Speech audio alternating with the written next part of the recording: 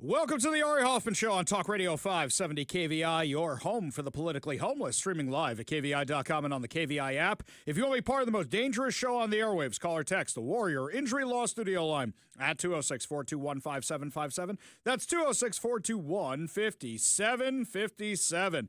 Coming up this hour, a homeless nightmare at a historic Seattle home. And is the big, beautiful bill going to pass? But before we get to any of that, time for your daily dose of adrenaline. You want me to stick this into my heart? Are you f***ing nuts? Well, it's Judgment Day today, people, and a lot is going on. There's a lot of cases, a lot of verdicts, a lot of sentencing. We're going to get you the details on all of them. And throughout this entire segment, I want you to weigh in on whether you agree or whether you disagree on the sentences and verdicts. Let's start locally. This one here, Brian Kohberger pleaded guilty to murder on Wednesday in the brutal stabbing deaths of 4 University of Idaho students in 2022. Now, I want you to listen as the judge reads what Kohberger did, and he admits what he did to each of these charges, and listen to the cold, calculating, disimpassioned, you name the word, pick your verb here to describe this. This man is a cold-blooded killer. Listen carefully. Did you, on November 13th, 2022, enter the residence at 1122 King Road in Moscow, Idaho, with the intent to commit the felony crime of murder? Yes. Did you,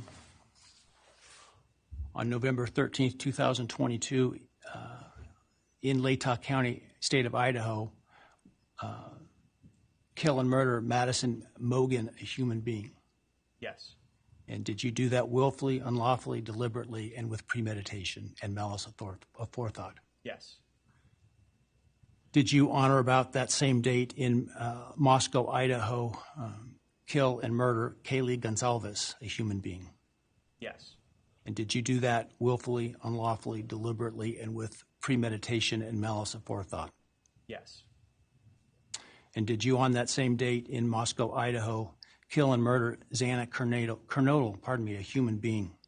Yes. And did you do that willfully, unlawfully, deliberately, with premeditation and malice of forethought? Yes. And then on or about November 13th, 2022, again in Latah County, Idaho, did you kill and murder Ethan Chapin, a human being? Yes. Did you do that willfully, unlawfully, deliberately, with premeditation and malice of forethought? Yes. He almost sounds excited to answer. A little too quick, I might say. Watching the video, you see the look on his face. There's no regret. There's no tears. Just cold malice. Cold and calculating. Why should this person get to live off the taxpayer dime until he dies? He's a young guy. We're going to be paying for this guy for the next 50, 60 years. Why should we be paying to keep this monster alive?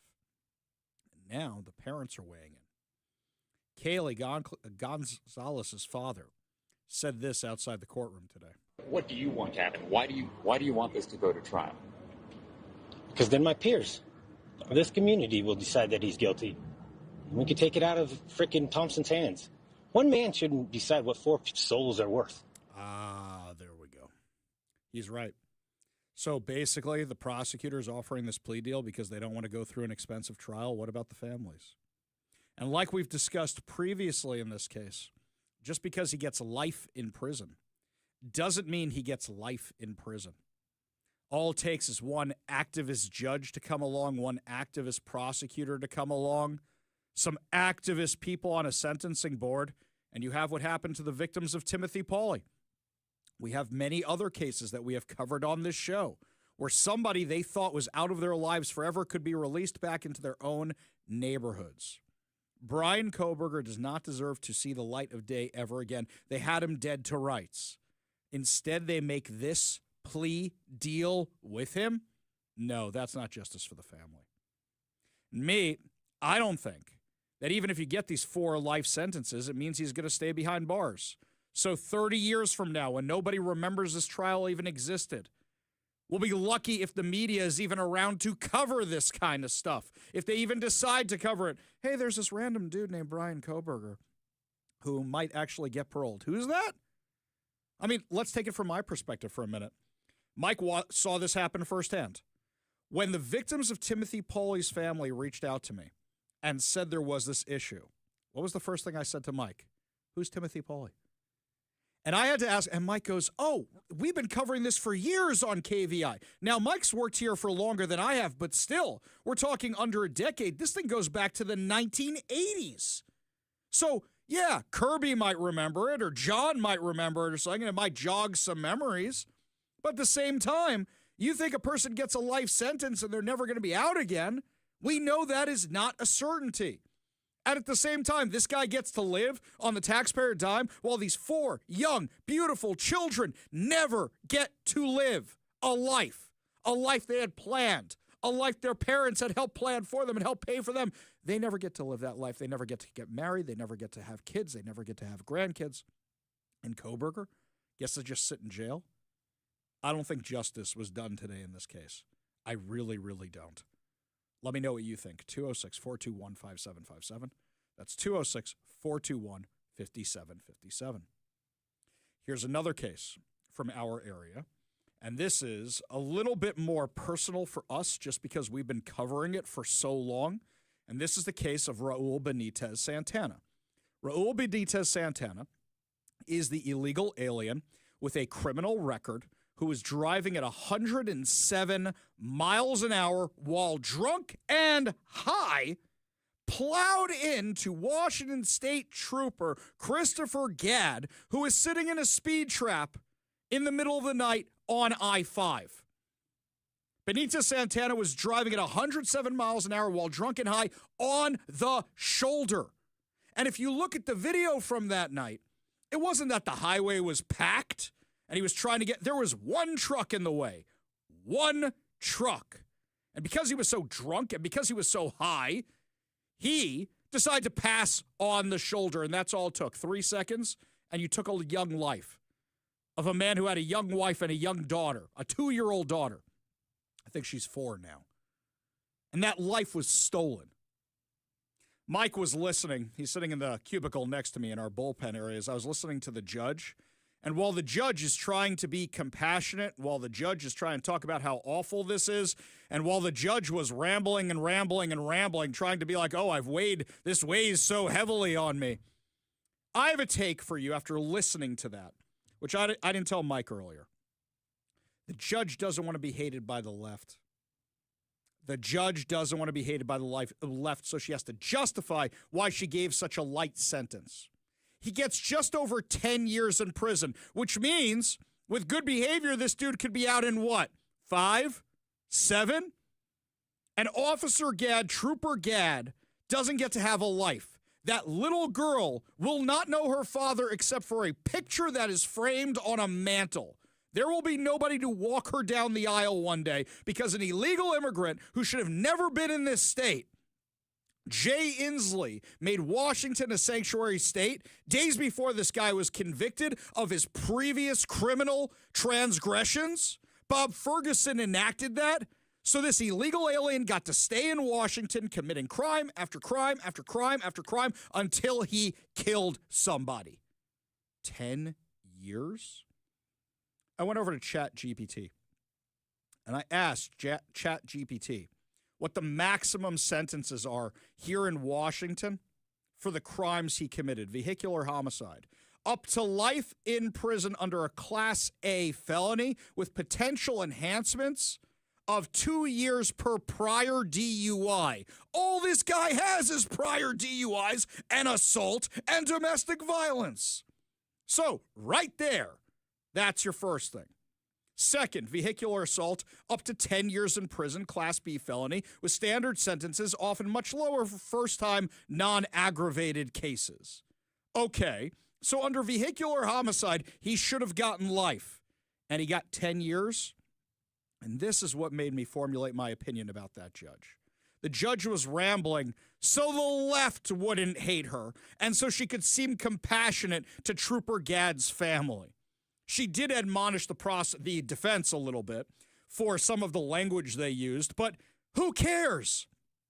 Nobody's going to remember that down the road. Nobody's going to remember the legal tricks they tried. And at the end of the day, they're his lawyers. We may not like the legal tricks they did. They're his lawyers. Oh, which were paid for by you and me, by the way, because they're public defenders. And then you had groups like the Northwest Immigrant Rights Group, which gets over $18 million of your taxpayer dollars, taking an interest in this case. So they're advocating for illegal immigrant killers with your taxpayer dollars. This guy should never have seen the light of day. And for those of you who go, well, hopefully he gets deported afterwards. Let's say he gets out in 5 years. Let's say he gets out in 7 years. Let's say he even gets out in 10 years. Let's say he serves the whole time. Let's say he does that. Who's not president anymore? Donald Trump. You could be on to the next or the next president after that. And who's to say it's even a Republican? For all you know, he could end up back on our roads here in Washington, which will likely still be a sanctuary state. When people say, oh, we just want to keep the workers on the farms or the people doing the jobs that Americans won't do, they're talking about guys like this, who wasn't contributing to society. He killed a Washington state trooper. That's what Raul Benitez Santana did. I'm going to tell you something else, by the way. Kudos to Como News and kudos to Jeremy Harris for covering this case as in-depth as they have. Because no other media outlet in town, except for us and a few of our other people in our conservative media space, have covered this case. Jeremy Harris, Como News, the only ones who have covered every single aspect of this case. Every single aspect. This one here from the 206. He murdered a police officer, and he needs the death penalty. But Washington sucks, so at least prison for life. Yeah, he's not getting any of that. He's not getting any of that. Robin Lakewood says regarding the Idaho murders, why no death penalty? Fox News expert and prosecutor said the prosecutor made errors and may have been leaks to the press leading to a mistrial. Maybe. But I'll tell you something, guys. This does not feel like justice to me in either of these cases. In either of these cases, doesn't feel like justice to me. This one from Rob.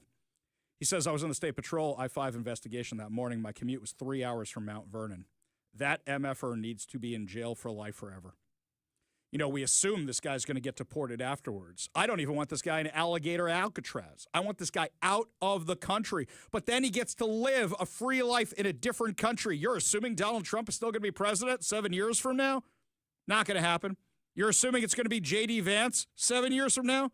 Or somebody else from the Republican Party? What if it's a Democrat? They'll probably give this guy the key to the city, the key to Washington. That's not justice. That is not justice. Moving on a little bit here to some other stuff. Diddy, national trial for a second. It's been a little heavy around here today. Let's lighten this up a little bit. Okay, got to clean this one up a little bit for the kiddies, but the headline from the New York Post, Diddy gets off. Guys, no. Funny, yes, funny, but wrong. So P. Diddy got off the major charges, got acquitted of the major charges against him. Now, I know there's all these conspiracy theories running around. I'm going to give you my personal take. The prosecutor did a garbage job actually trying to prove the RICO case, but on top of that, they didn't have much to work with. And I know everybody's like, it's Comey's daughter, and there's video, and they just wanted the video so they could blackmail politicians. Guys, sometimes it's just really hard to prove coercion. Sometimes it's really hard to prove that kind of stuff. And RICO cases, the racketeering cases, are notoriously, in the legal world, the hardest cases to prove. Is Diddy still going to serve some jail time? Yes. The judge said he's not going to get released, at least till sentencing, and then sentencing, was he going to get 2 years, 4 years, 5 years, something like that? With good behavior, he'll be out in 1 year, 2 years. It's California, so who knows? Was justice done today? Probably not. The good news is about people like Diddy, who seem to be prolific offenders. They're addicted to it, and they're probably going to give you more and more opportunities. What's the joke they make about the mob? They keep giving you opportunities to get them, right? So odds are you're probably going to have more shots at this, but it doesn't feel like justice was served. It just doesn't. We go to the Warrior Injury Law studio line. Take a call from Rob in Everett. Rob, what's going on? Actually, Rob from Mount Vernon, but I'm cruising through Everett, so that's a coincidence. That works out fine. What's up, man? Oh, I just think it's a tragedy that we have to keep people supporting them for whatever it is, 30,000, 40,000 a year for life in prison or however long it takes before they actually maybe get out. Yeah. It's just it's sick that Washington did away with the death penalty, and I don't know, like Diddy. I mean, he's a habitual offender. He's addicted. So people like that, they can't break the chain of their addiction. Yeah, and think about this also. These are people who will continue doing it, and you may say, well, at least their society is safe from them. Are they? This guy, Raul Benitez Santana, is going to be out in 10 years maximum, probably less than that. And this is a guy who had multiple convictions for driving under the influence beforehand. It just doesn't feel like justice was served. Rob, appreciate the call. Safe travels. Appreciate you being part of the show. You want to be part of the show, you give us a call or a text at 206-421-5757. That's 206-421-5757. Karen in Phoenix says, don't forget that Inslee got rid of capital punishment. So he made Washington a sanctuary state and got rid of capital punishment. By the way, Bob Ferguson's just as guilty in all of this. He's supposed to represent us, and he went along with all of this. Now, here's something else where we don't know if justice will ever be served. The manhunt for the father accused of killing his 3 daughters before disappearing in Washington is now past 1 month.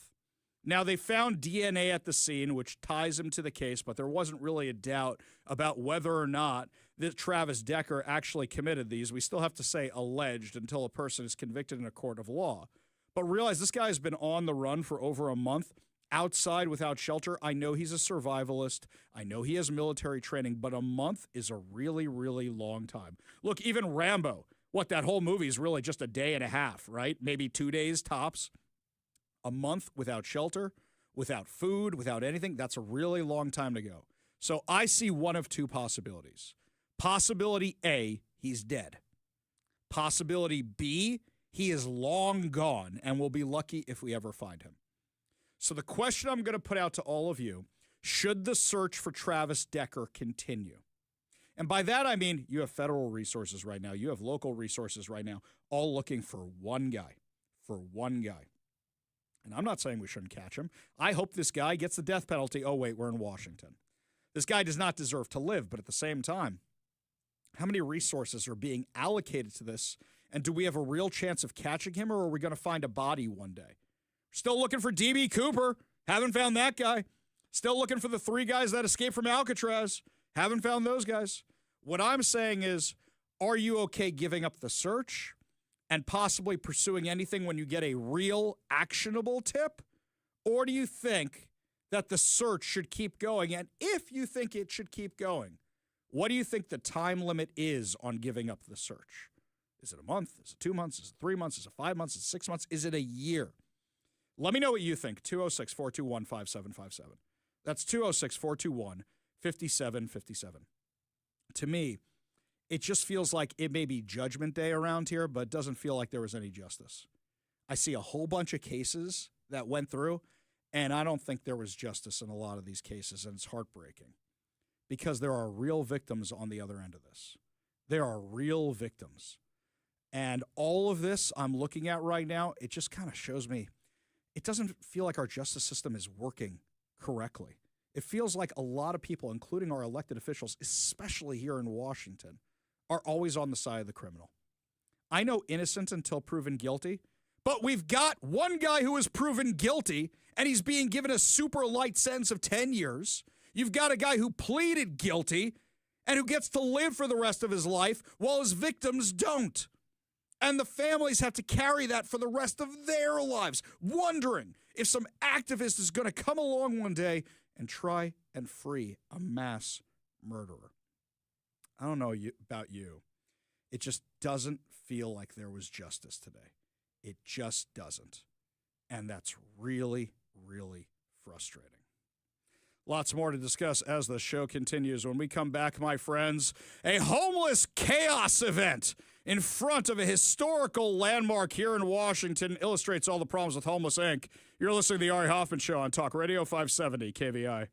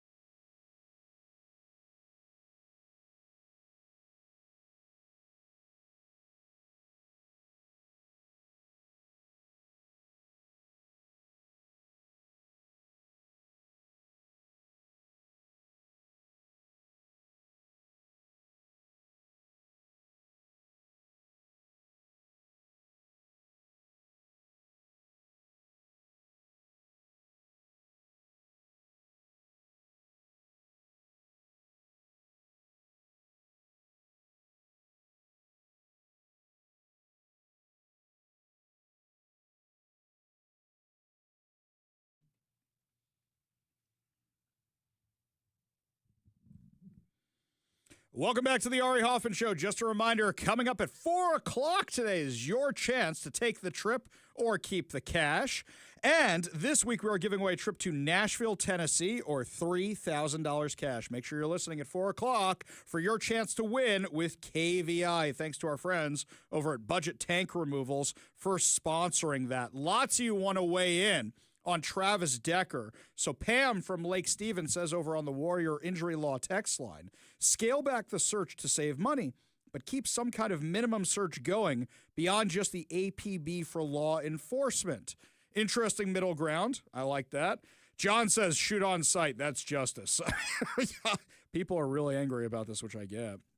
Here's another one here. This one from the 206. All right, the solution to the Idaho killer is simple. Just have him Epsteined in prison. Hillary did it. It must be okay. Becky in Enumclaw says, searching for the guy that killed his 3 daughters. I would not want them to give up yet. I'm not sure how long, but at least another 6 months, while the 253 says, hopefully the wolves got Travis Decker. If the wolves got him, we probably would have found some kind of evidence that the wolves got him. You'd find pieces of him all over the place, I assume. I mean, did he drown? Did he get out of here? My personal thing is, I think he's long gone. I think he had an escape plan. I think he got out of here tragically enough. That's what I think actually happened. Don't know how, but don't forget, he had a head start on everybody when that happened. Well, and not to make light of it, but we had an escaped convict from SeaTac jump on a light rail. Yeah. And hang out in Pioneer Square for like a while. It was, what, a month? 6 weeks or something like that, where he was right under everybody's noses and we couldn't find him? And we talked about this on the show, Ari. Like, we speculated that it's like, oh, that guy's just going to disappear into a homeless encampment and we will never see him again. Decker being a survivalist, I could see him doing something very similar. He's probably in a tent city right now. Right. Or he's long gone because he is a survivalist. And you're assuming just because he left his car there, he's on foot? That's kind of a bad assumption, guys. How many movies have we seen? How resourceful is Jack Reacher? For, exactly. That kind of thing. Exactly. I mean, I know it's a movie, guys, but you're trained a certain way. These things are going to work out somehow. So anyway, this has been a pretty heavy past couple segments. Let's lighten this up a little bit. This from the Seattle Police Scanner, D-Scanner Chatter over on Twitter. Okay, bear with me here. This thread is very entertaining. 201 20th Avenue South, Pratt Park, reports of someone being stabbed by the water fountain. What is it with water fountains the last couple days? You got the homeless guy bathing in one of them, and then you got this. Well, at least people are getting clean. The Seattle Fire Department is being dispatched to 1900 South Main Street. The victim fled with his quote-unquote pants down through the park. Wait, did you get stabbed in the leg? Are you trying to stitch yourself up on the way? Were you caught in the middle of something and that's why somebody stabbed you? Then we've got this one here. The SPD found a trail of blood starting near the basketball courts, heading towards 22nd and Main. The stab wound may be to his arm. Victim was located 23rd and Spruce. I have a lot of questions. but for me, it's just, it's another day in Seattle. Like this story right here. Mike sent this one to me, and he goes, this is perfect for our show. Let's go through why. According to Como News, an unsanctioned encampment had set up shop in a Seattle park to the surprise of park users and a family of 3 that lives in the park's public-private preserve. The family told Como News that the city owns the land, and they purchased and moved into the historic Egan House on the property last August. They didn't want to comment on camera, but the woman who lives there said she was out of town when a line of vehicles arrived in what's essentially her front porch, the road that cuts through St. Mark's Greenbelt and leads to her driveway along the 1400 block of Lakeview Boulevard East. She said that her husband was home when campers moved in and discovered it last Monday morning. He woke up to the sound of a loud generator. The house is tucked along Lakeview Boulevard below a steep embankment. Above it sits St. Mark's Cathedral. The family said the mid-century modern home has historical heritage. It's shaped like a boat on the inside with multiple levels, and the architecture is inspired by cathedrals. Quote, this neighborhood now has an RV camp and a car shop overnight and a park along a green belt in a busy residential area. Andrea Suarez, our friend from We Heart Seattle, describes it as an action-based movement striving to create a more beautiful Seattle through civic engagement. That's how she describes We Heart Seattle. She said that the family called her organization seeking advice on what to do, and she pointed them to the city's Find It, Fix It Act. She said, this is particularly egregious because you are right in the back of a park. She led volunteers and partnered with other agencies to help the homeless and those struggling with substance abuse and mental health issues over the last 5 years. In that time, she's seen lots of unsanctioned encampments, and her team has cleared 2 million tons of trash. She said this neighborhood now is an RV camp and a car shop overnight in a park along a green belt in a busy residential area. What to do? How do we prevent the whack-a-mole of this? People treat it like the RVs are their castle. They don't have to follow the rules, said Tim Lobash. He's volunteering with We Heart Seattle. This is the thing, guys. This is so typical, by the way. You just show up overnight in a park, but you bring a whole bunch of RVs with you. Let me tell you what happened to me specifically. So across from my synagogue, this was 2-3 years ago, an RV parks there. And there was a property that was being developed. So you know these guys are looking for properties that are under development or waiting for permits where they go where they think they can camp out there. And they do the same thing at parks. They do the same thing at empty businesses and empty storefronts. So what happens is one RV shows up, and I think I was here at the time, and my phone starts going bonkers crazy. The people sending me pictures, and they go, what do we do? What do we do? What do we do? And I said, oh, this guy doesn't realize he picked the wrong synagogue. So what I did was everybody go there and knock on his door and tell him to leave. Every single one of you. Then my phone blows up again because another RV showed up and another RV showed up because they just bring all Another these one. exactly. Another one. They just bring all these vehicles with them and set up these massive encampments. Luckily, though, we had the security guards. Luckily, though, we had a lot of community members knock on them, and they don't want to be hassled. So as soon as they realized that everybody was going to be hassling them for the rest of time, boy, did you guys pick the wrong synagogue. But how many people don't have security guards? How many people don't have a community to help them out? These people live in a park. They live in a public-private partnership residence. This happens everywhere. And like I tell my friends who ask me from New York or from anywhere else, they say, Ari, is it really that bad in Seattle? And I say, one, you're seeing all my posts where I cover the bad. But two, you never know what neighborhood is going to be the bad neighborhood.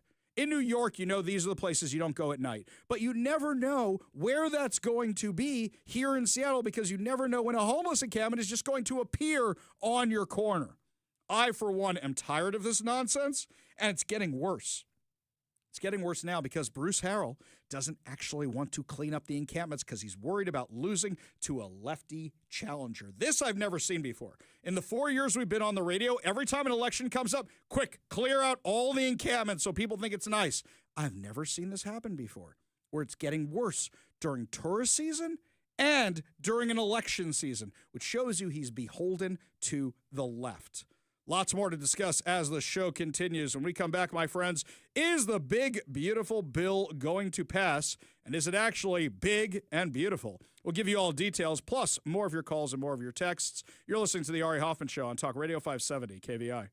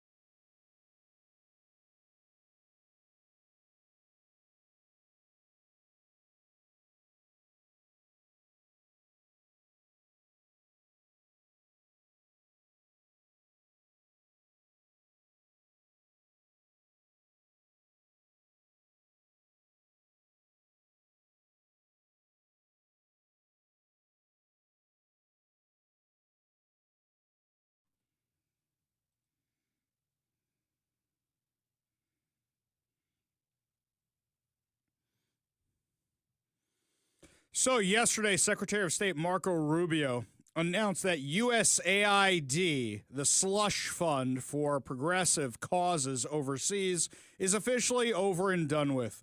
No more condoms for Gaza, no more funding of Hamas, no more funding Iraqi Sesame Street, no more funding all this woke progressive garbage in foreign countries, which I'm sure most of it wasn't even actually funding that. It was just these countries going, hey, if the U.S. is giving us money, we'll take it.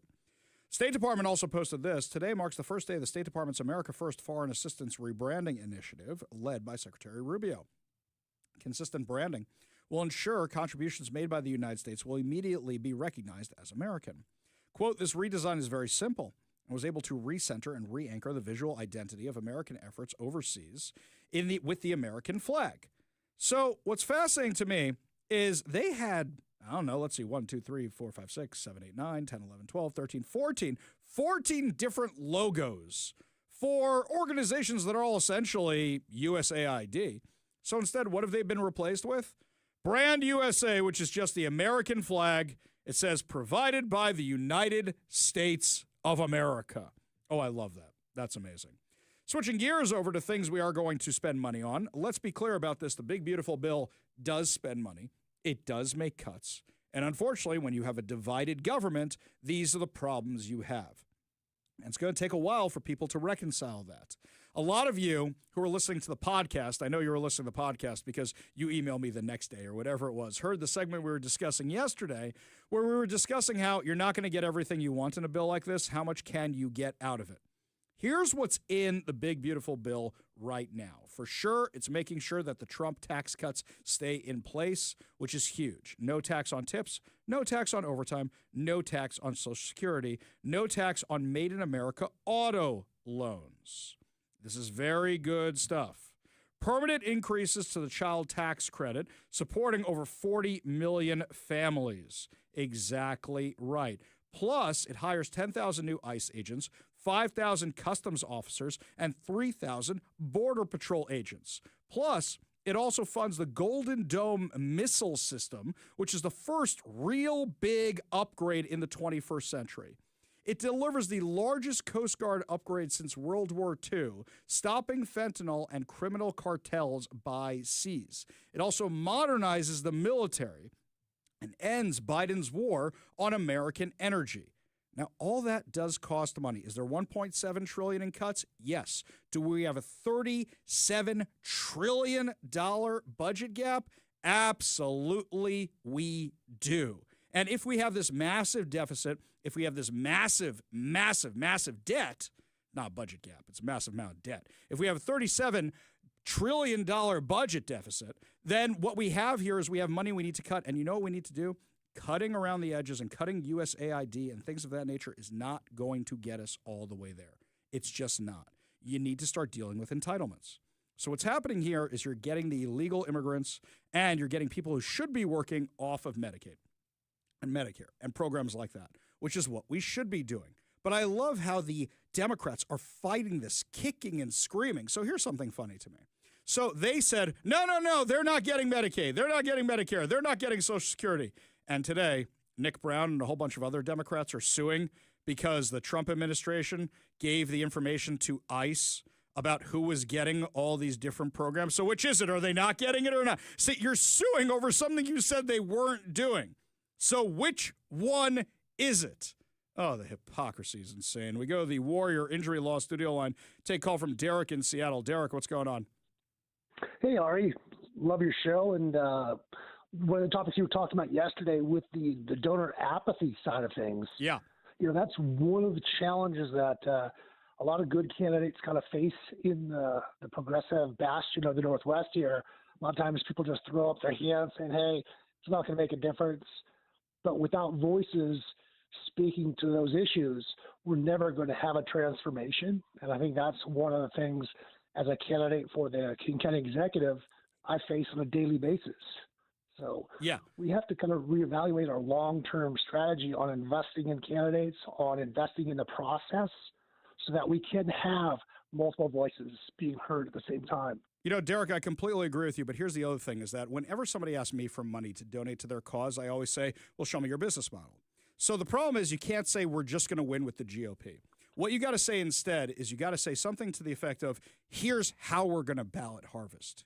Here's how we're going to do this kind of stuff. If we don't show people a way, they figure their money is just going to get pissed away. So I agree with everything you said, but we also got to come up with a new business model, and also we got to come up with candidates people get excited about. I mean, look, I know people were excited when I ran for office, and I know there's been a few others along the way, but Derek, you know this. How many candidates come from the GOP that you go, okay, right? That's something we got to fix too, right? We absolutely do. And I think that's going for the long-term strategy, but we have short-term candidates that have some messages that can't get out to get that traction, to get that excitement without the individual donors that really come in as a first-time donor or even a second-time donor. So Yeah. a lot of Republicans right now, they, the usual suspects are not chipping into my campaign. Yeah, well, there's a lot of. Well, I'll tell you what, Derek, we should do this formally, okay? Drop me an email. We'll have you on the show officially to discuss all this because I know who you are, right? And we'll do a thing and we'll do a pitch for that kind of stuff, but also be prepared to answer the ballot harvesting question, which I've been asking all candidates recently, and I haven't been too impressed with the answers, okay? Will do. That's fair. All right, buddy. You take care now. Good luck. Appreciate you being part of the show. You want to be part of the show, give us a call or text at 206-421-5757. That's 206-421-5757. When we come back, my friends, cheaters never prosper, especially when it's men cheating at women's sports. We'll give you all details when we come back. You're listening to the Ari Hoffman Show on Talk Radio 570 KVI.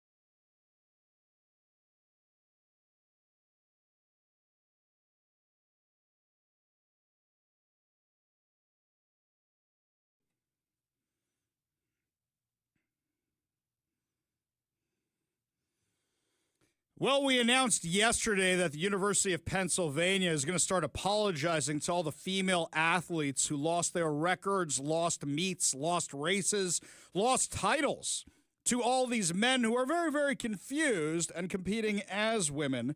And apparently, those apologies started coming out today.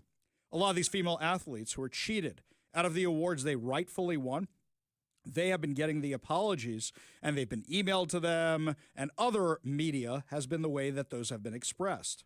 According to the Post Millennial, the University of Pennsylvania will be apologizing to female athletes who were forced to compete against trans-identified male UPenn swimmer Leah Thomas. I like what I saw somebody do today. They put an R in parentheses next to Leah Thomas, so it was just Liar Thomas, which I thought was pretty good.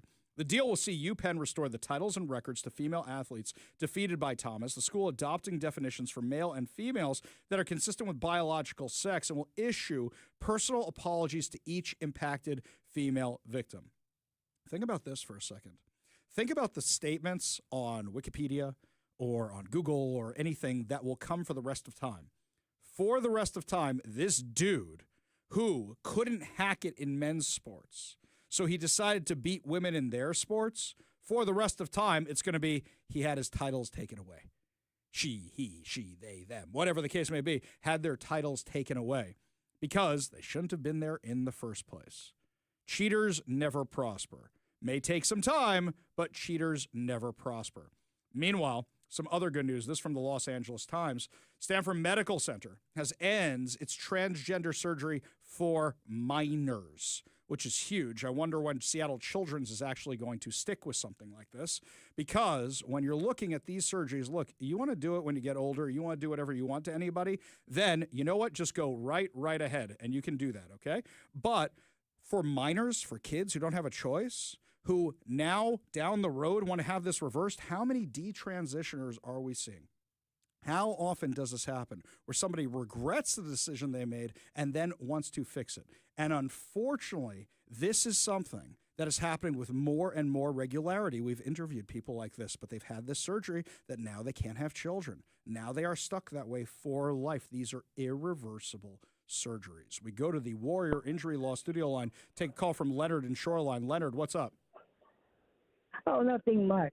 You know, I was listening to Fox News this afternoon, and they had one of the father of one of the victims that was killed by Mr. Kohberger, and he explained it very well, and I agree with him on this. That what Mr. Kohberger did was that by making a plea deal for these murders, he made a deal with the devil and took it.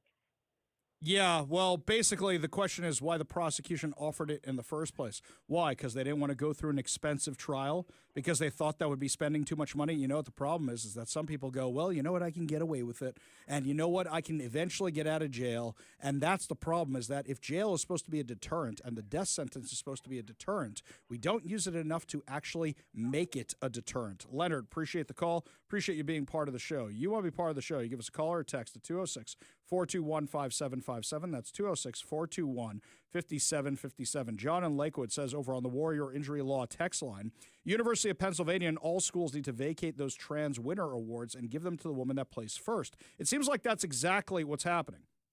That's exactly what's going on here, John. That's what they're doing. That's what they're going ahead with, is they're making sure that the woman who actually won the award is the one who actually gets the award. And the apologies for what they put these girls through, do you remember some of these stories?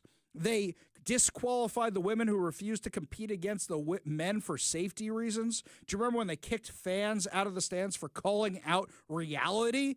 What, so I identify as a Jedi, so anytime I try to force choke you, then you have to go along with it and actually have a gasping air? Come on, guys. This is ridiculous. This is kindergarten nonsense. See what's in front of you with your own two eyes, but also something else. You want to do whatever you want to do when you get older. That is your business. But don't use my tax dollars to do it. And also, don't do it to kids who have nobody to advocate for them. Kids don't get to vote. I don't think they should, because people will use them the completely wrong way. But in addition to that is that they have nobody really advocating for them. There's no lobby group for kids. So it's up to us parents. It's up to us parents. and a lot of people who see the difference between right and wrong to advocate for these kids, whether it's school, whether it's these gender-altering surgeries, whatever the case may be. That's why it's so important we stand up for these kids. When we come back, my friends, your chance to take the trip or keep the cash. Plus, Bob Ferguson's new ferry contract proves Washington is just too expensive to do business in. We'll give you all details when we come back. You're listening to The Ari Hoffman Show on Talk Radio 570 KVI.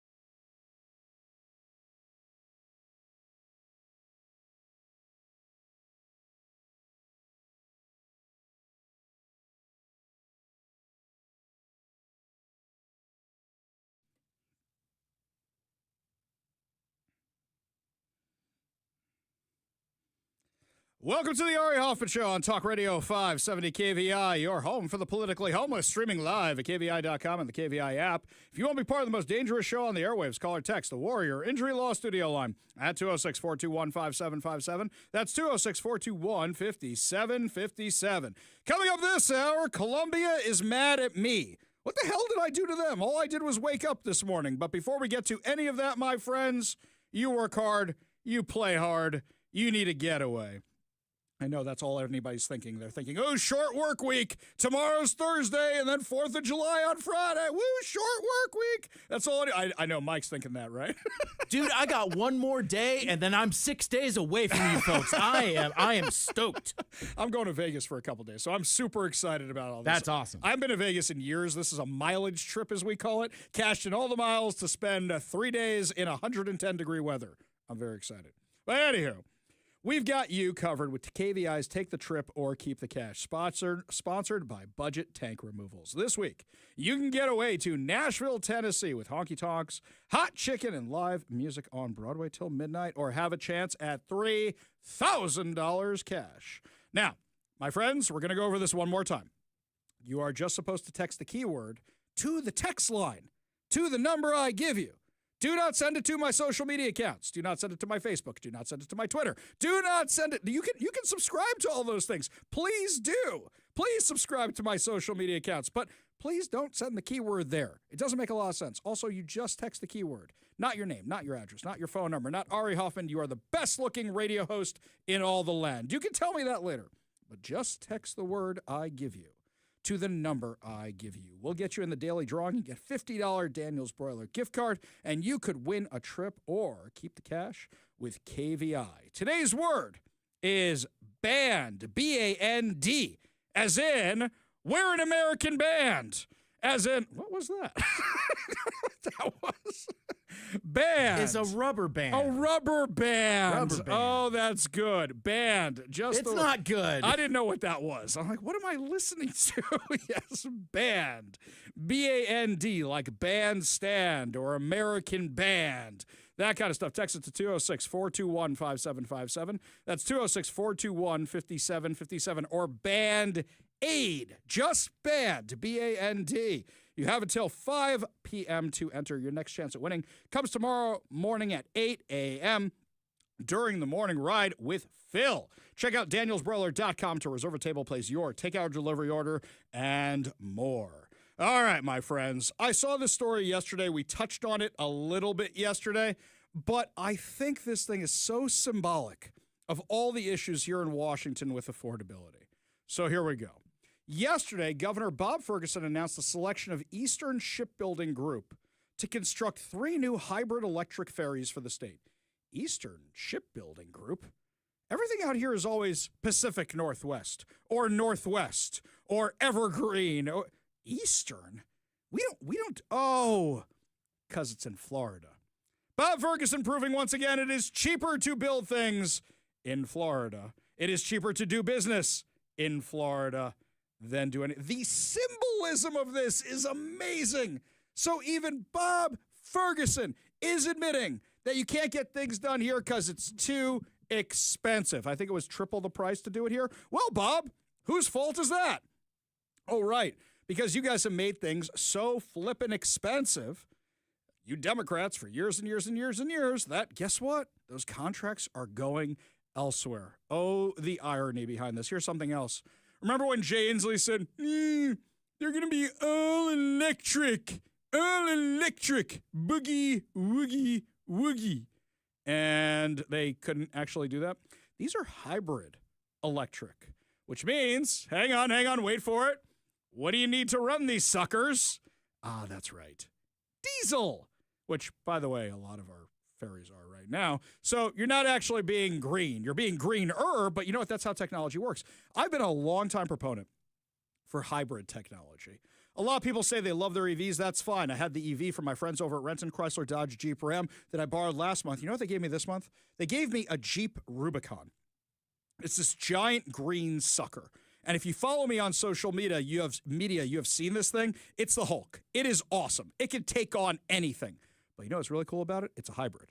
And because it's a hybrid, the gas mileage is insane on it. I've been driving the thing around for a week, and most Jeeps are gas guzzlers. This sucker, nope.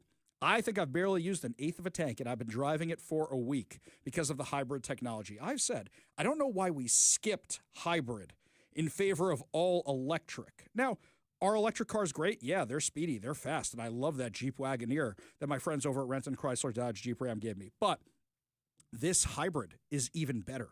Even better. It's got a setting for gas, got a setting for electric, got a setting for hybrid.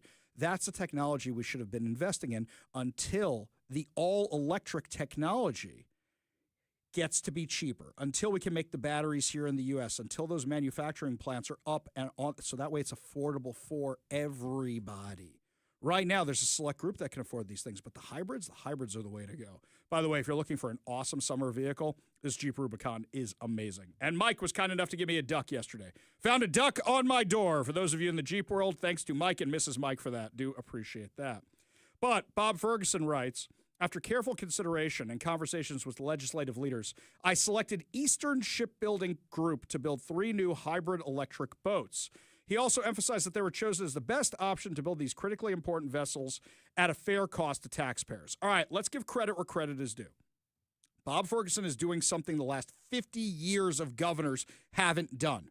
The last 40 years of Democrat governors haven't done. Bob Ferguson is actually ordering the ferries. But because of their bad policies, they can't be made here in Washington. Even though Jay Inslee promised they would be, yet another broken Inslee promise. So what do you think of this decision? Because for me, I think it is so symbolic of all the problems here in Washington, and many other companies are going to do the exact same thing and say we can't do business here anymore. So, for example, Microsoft, you heard at the top of the hour from KVI News, Microsoft announced that it's firing thousands of workers, its second mass layoff in months. The tech giant, according to Como News, began sending out layoff notices on Wednesday. The company declined to say how many people would be laid off, but said that it will comprise less than 4% of the workforce it had a year ago. Now, they're talking about 830 workers in Washington on August 31st. But if you skip down, aha, here we go. Until now, at least, the biggest was in May when Microsoft began laying off about 6,000 workers, nearly 3% of its global workforce, and its largest job cuts in more than 2 years, as the company spent heavily on artificial intelligence. Microsoft also cut another 300 workers based out of its Redmond, Washington headquarters in June, on top of nearly 2,000 who lost their jobs in the Puget Sound region in May. Wait a minute. Hang on a second. You're saying a whole bunch of these cuts are here in Washington? I warned you about this. I said, do you remember? Let's go back to the legislative session.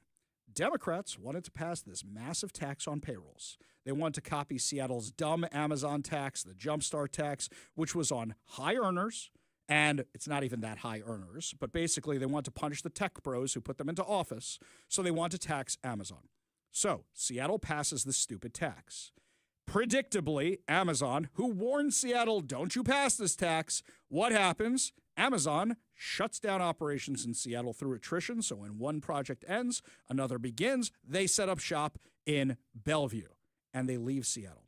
And what's the result of the Jumpstart tax? The fact that they brought in less revenue, and now their budget gap got bigger because Amazon left town, and other businesses left town as well. So the dummy heads in the Washington State Legislature said, this program was such a failure, let's do it in the whole state.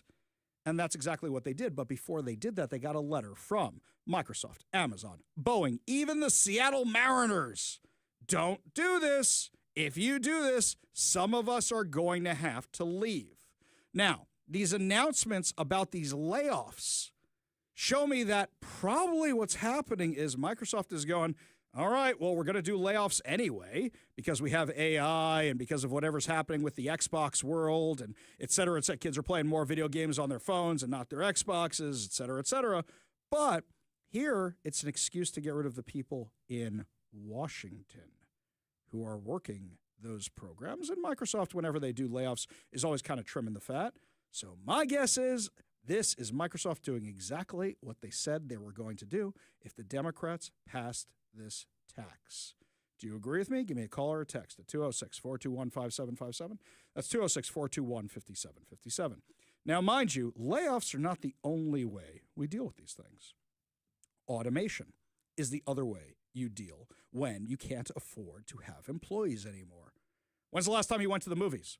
You go to any AMC theaters, the only person you really interact with these days, let's say you go to the one at South Center, the only people you interact with is the person who's scanning your tickets by the front. You buy your tickets at an electronic kiosk.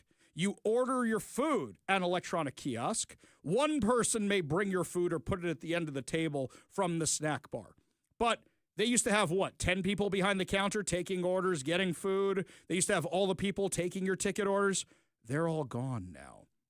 I think about the McDonald's in Israel. That's the only McDonald's I can eat at. So the McDonald's in Israel, which is kosher, everything's done electronically.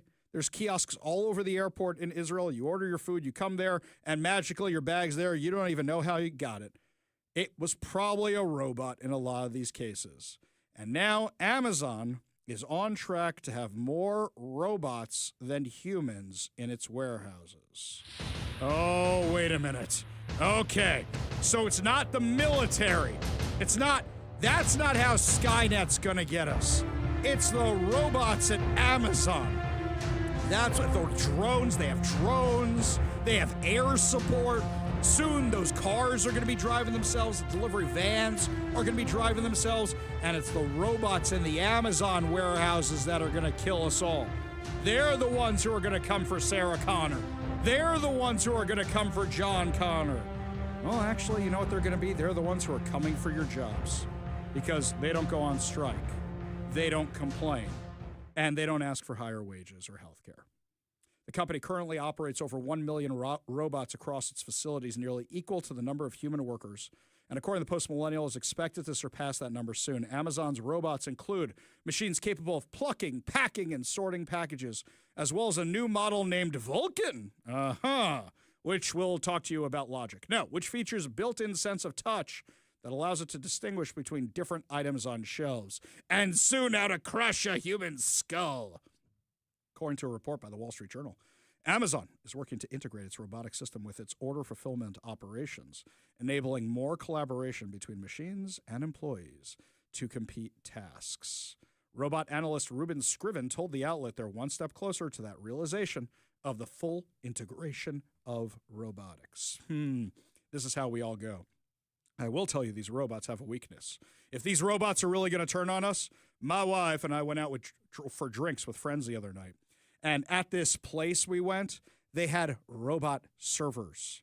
They had robots bringing you your drinks. You sit down at the table, you scan the QR code, you order your drink, and the robot's supposed to be bringing it to you. But we had a server bring us ours, and we were kind of confused because the robot wasn't bringing us our drinks. It was bringing other people their drinks. Apparently what happens is this place has an indoor-outdoor seating area, and they're one of those locations where in the summer they open the big giant doors outside to let all the air in. Well, apparently the robot couldn't get over the little teeny tiny track for the garage door. Okay, so we now know how to protect ourselves from the robots. All you have to do is lay out a tiny little metal track around your house, and the robots can't kill you. Just making sure we got that right, because that seems to be the way that we stop the robots from killing all of us. By the way, it's nice to know that the governor's office is listening to the show. Nice to know that the governor's office is reading our articles, by the way. So remember last week we were talking about all the cuts that Bob Ferguson was blaming on the Trump administration, even though they hit us with the largest tax increase in Washington state history. So he's blaming all these little cuts on the Trump administration, which had nothing to do with it whatsoever. So the governor's office didn't like my framing of the story that Ferguson only cut $25 million out of this massive, massive increase. And then they sent me this line. Ready? This is great. Listen very, very carefully. See if you can pick up on this.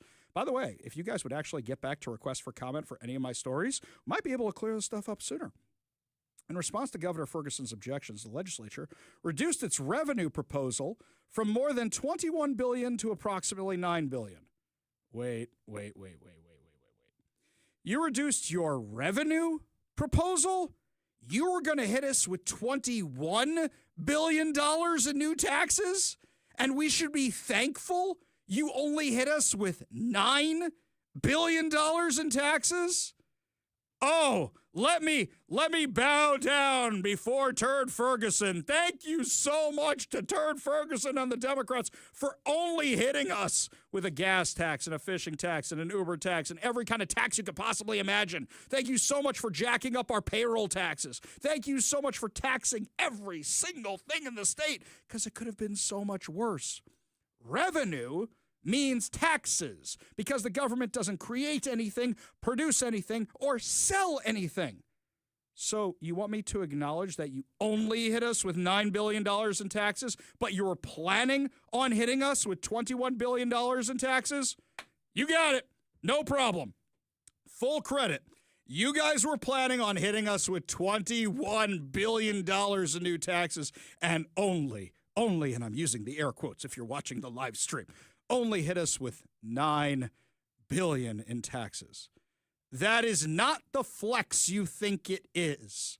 Or should we be thankful? Should we grovel before you like the loyal subjects? Should we just follow orders? You know, us Americans, we're the rebellious sort. We really, really are. You know what I saw, which was kind of funny? We did the story last week, how nobody's paying their car tabs anymore. What is it, 600,000 people in Washington state have said, screw you, we're not paying our car tabs anymore? There's more every single day. And I was doing some math, by the way. By my math, Washington State is probably not losing out on $25 million. They're probably losing out on something closer to $75 million, because you know what those estimates were for? They were assuming that everybody's paying $40 for their car tabs. $40. Do you know anybody who pays $40 for their car tabs, even if they live outside the RTA, the Sound Transit Zone? Do you know anybody who pays $40? I don't even think you pay $40 out in Natchez, Washington. So I think you probably pay about $100 minimum. So all I did was triple that. All I did was triple their costs. You're probably closer to $75 to $100 million. They're losing out on revenue because people don't want to pay it anymore. You've hit everybody's affordability limit, including Washington State's, who now has to go to Florida to buy the ferries because you can't afford them here anymore. If Washington is doing business out of state, how many other businesses are thinking about leaving the state or doing business out of state? You think Boeing is thinking about, for our next line, we ain't building those factories here in Washington? You think Microsoft is thinking about how can we sell our Redmond campus? How many businesses don't want to be here anymore? And I will remind everybody, Portland's working on building a baseball stadium. You want to see Sonic's Gate Part 2 with the Seattle Mariners now being the Portland Antifa or whatever it is that you're going to call them down there? Because this can all actually happen. And don't say, I didn't warn you. When we come back, my friends, lots more to discuss as the show continues. Columbia is also sending me emails because they're mad at me. We'll tell you why the biggest anti-Semitic school in the country is mad at yours truly when we come back. You're listening to the Ari Hoffman Show on Talk Radio 570 KVI.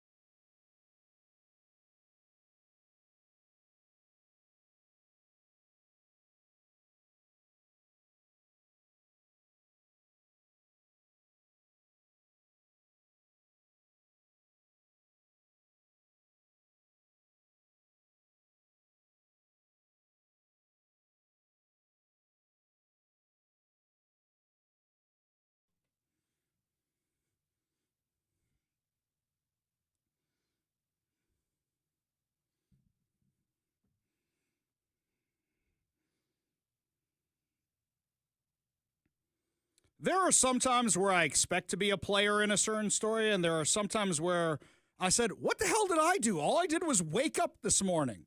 I did not expect that I would end up being a player in Columbia's drama the past 48 hours. Let me tell you what's going on.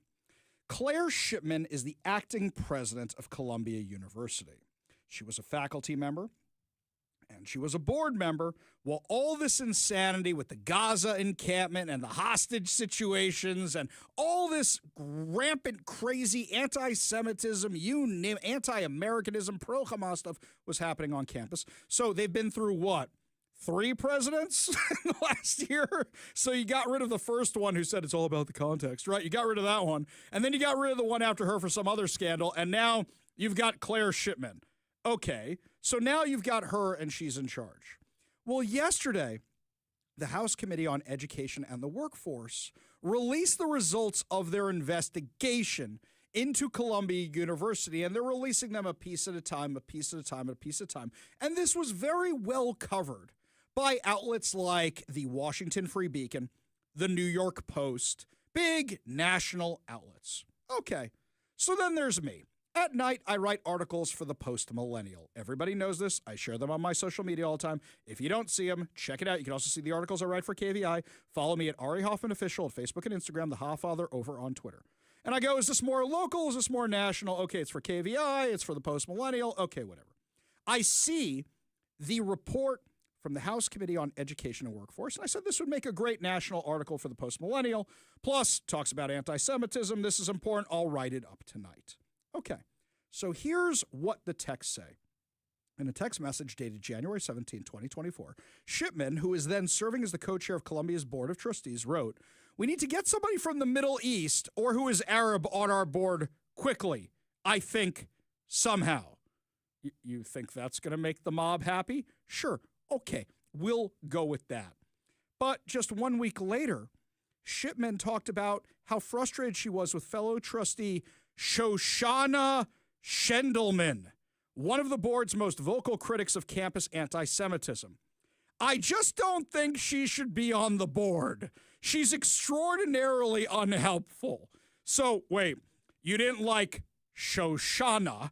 We've all seen Inglourious Bastards, right? Shoshana, right? Okay, we all know that is a very Jewish name, right? Okay, Schendelman, just in case you didn't know, okay? Like Spider-Man, all right? Just didn't know, all right? Very Jewish name. So you wanted an Arab or Middle Eastern trustee, but you wanted to get rid of the Jewish one? Because they were calling out anti-Semitism, because they seemed to be the only person on that board who was saying, maybe we should do something about the pro-Hamas rioters on campus. Maybe we shouldn't let our janitors be held captive in a building. Maybe we shouldn't let the campus get vandalized. Look, okay, here, at minimum, it's expensive to fix vandalism. It's expensive to clean up graffiti. So at minimum, even if you agree with these lunatics, can't you say, guys, we have a budget and we're spending a lot of money on graffiti removal? Shipman also advised Columbia's Vice Chair Wanda Green to exclude Schendelman from plans to negotiate with the radical activists on campus. Oh, so you're saying, oh, don't tell her we're negotiating with the Hamas supporters. Don't tell the Jew we're negotiating with Hamas. Okay. And then they accused her of being a rat. They said, do you believe she is a mole, a fox in the henhouse? And then you have Shipman saying, I do. Wow. We know what you are doing, Shoshana. You are hiding under the floorboard, Shoshana. This is literally out of the movie. Oh, by the way, Schendelman, that may be more of an Eastern European Jewish last name. Would you like to know where this lady's from? Her family fled Iran during the Islamic Revolution. So wait a minute. You already have somebody from the Middle East who is also an Arab who happens to be Jewish, by the way. But that's not good enough for you because they got that J right there. Is that what it is? Okay. All right. You're all with me so far? So now you're saying, this is pretty bad, Hoffman. So I write this story for the Post Millennial. And it publishes this morning when the morning editors wake up and it goes out on the internet. Okay. So now it's up on the internet. And then I get an email from Columbia University this morning. Hi, Ari, reaching out to request a correction to your piece. On background, at no time did then trustee co-chair Shipman suggest that a specific Jewish trustee be replaced by an individual of Arab descent, as suggested by your characterization. That's not what I said. What I said was, you want to put on an Arab and you want to boot the Jew. That's what I put there. And then they gave me a statement.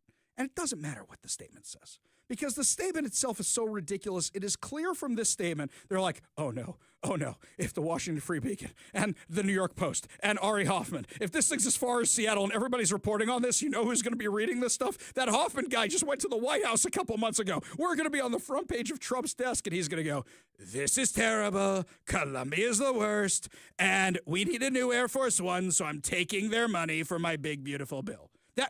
So the statement they sent me is all this stuff about, here's how we fixed anti-Semitism. Well, apparently you haven't, because you made this person your board chair. And you guys had to turn over those texts in disclosure. You didn't know this. You didn't look at what you turned over before you turned it over? Before you made this person? So wait a second. They asked me to retract this. They asked me to correct this. Okay? Then this story comes out from Jewish Insider. Ready for this one? Hang on one second. So, Claire Shipman, acting president of Columbia University, issued an apology to several members of the campus community for leaked text messages where she suggested that a Jewish trustee be removed from the university's board over her pro-Israel advocacy. Wait a minute. So, Hoffman, you're not telling the truth, but I'm going to send out an apology to all these other people for what I did? Okay, you know what? This is why you can't trust these guys. Pull all the federal funding from Columbia. Pull every time, every single time. You think Columbia has learned their lesson? You know what the last president? Oh my God, Mike, I forgot about this. Do you know why they didn't have the last president? Okay, so first one gets the boot because of that disastrous testimony on Capitol Hill, right? Second one, I'm pretty sure I'm doing this from memory. The second one was the one who said, yeah, Trump administration, we're going to do everything you say, and then had a meeting with the whole faculty and said, yeah, we're not going to do anything they say. And that meeting got leaked. Do you remember that? And they lost more federal funding. This is your third one. Do you think maybe you have a systemic problem over there at Columbia? I kind of think you do. When we come back, my friends, speaking of discrimination, there's a way you can help stop this crazy discriminatory reparations plan that the Democrats have enacted here in Washington. And there's a way you might be able to get a down payment for your house. Listen to our next guest when we come back, who's going to explain how you might be able to do all those things at once. You're listening to The Ari Hoffman Show on Talk Radio 570 KVI.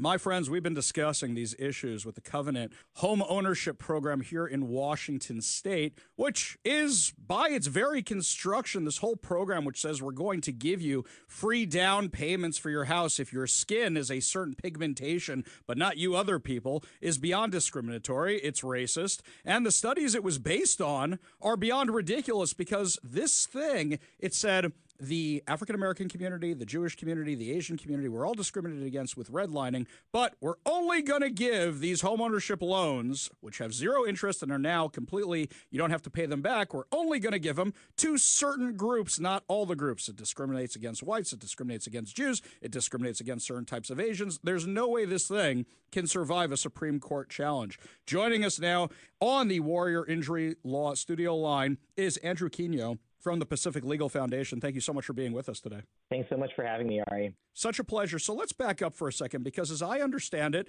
you guys from the Pacific Legal Foundation were actually suing over this discriminatory policy, and a judge kind of ruled against you, but also kind of gave you an opening to refile it. It's a lot of legal mumbo jumbo that those of us who aren't lawyers may not understand. Why don't you tell us what's going on? Yeah, so we filed this lawsuit back in October against the agencies that are implementing the Covenant Homeownership Program.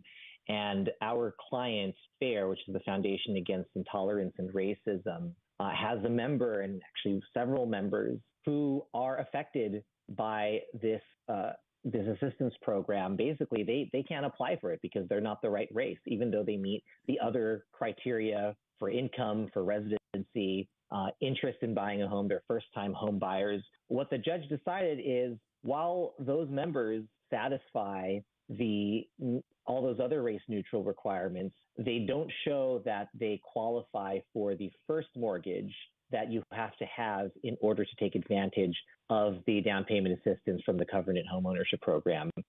In order to file any lawsuit, you have to be in a position to bring a lawsuit. You have to show an injury. You have to show that you are you meet the standards and requirements in order to go after the thing that you want to go after. I think my clients and their members are in that position, regardless of what the court's decision was. However, we are open to trying to meet that standard further that the judge set. But we are interested in finding stories of other folks who might be affected by this program and are excluded from its benefits. So basically, the judge is saying, show me a little more that your clients are in a position to file this lawsuit, and we'll give you a chance to file a revised or amended complaint showing that. So basically what you're saying is that if there are Jewish families or Asian families or Hispanic families or any person who's out there who's being discriminated against, who wants to be able to take advantage of this program, that they should be contacting you guys at the Pacific Legal Foundation or contacting me, ARI@KVI.com, so that way I can give them over to you guys and you guys can refile this complaint. And I know there's tons of people out there who are just finding out about this program. What's the end game for you guys? Is it this entire program should go away, or is it if they're going to have this program, it should be open to everybody? It's the latter. If this program is going to be available, it should be open to everyone, regardless of race. The government can't discriminate against you based on your race and skin color. And again, even though we feel that our clients are in a position and have standing to challenge this lawsuit, we are still interested in hearing the stories of other folks that are impacted. I mean, who doesn't want to buy a home? There's certainly a lot of first-time home buyers who want to achieve the American dream and are finding out that some people have a chance to do that by getting assistance from the state, and others can't simply because they're not the right race and skin color. That is wrong and unconstitutional. And we want to hear from folks who are affected by that, because certainly there's a lot of folks out there who are. Now, a lot of you I've spoken to privately. Some of you have emailed me, and I'm going to say it one more time. If you want to be part of this lawsuit and you want to make sure that this is open and accessible to everybody, not just based on the color of your skin, email me at ari@kvi.com or contact the Pacific Legal Foundation. The last few minutes we have with Andrew Quino, who is with the Pacific Legal Foundation. I'm looking at this program, and you don't even need to prove that your family was redlined. So in theory, could somebody who is a different skin color move here this year and then apply for the loan when their family's never even been in America before? There is the residency requirement. If you or your parent or grandparent lived in Washington before April 1968, then you would be eligible for this. But there isn't, as you acknowledged, a requirement that you or your relatives were actually victims of discrimination. Nowhere in the application do you have to show that you had suffered some sort of bigotry or prejudice when it comes to home ownership or home buying. That is all presumed, wrongfully so, simply based on race and skin color. So the idea that this program is trying to help people who were victims of discrimination is not actually reflected in the eligibility criteria. So just a reminder to everybody, if you want to be part of this and you want to make sure that this program is open and fair to everybody, you can email me, ari@kvi.com, or you can contact the Pacific Legal Foundation. Andrew Quino, thank you so much for being with us today. Really do appreciate it. All right, thanks so much for having me. It was a pleasure. Always a pleasure. We got a whole lot more to discuss as the show continues. You're listening to the Ari Hoffman Show on Talk Radio 570 KVI.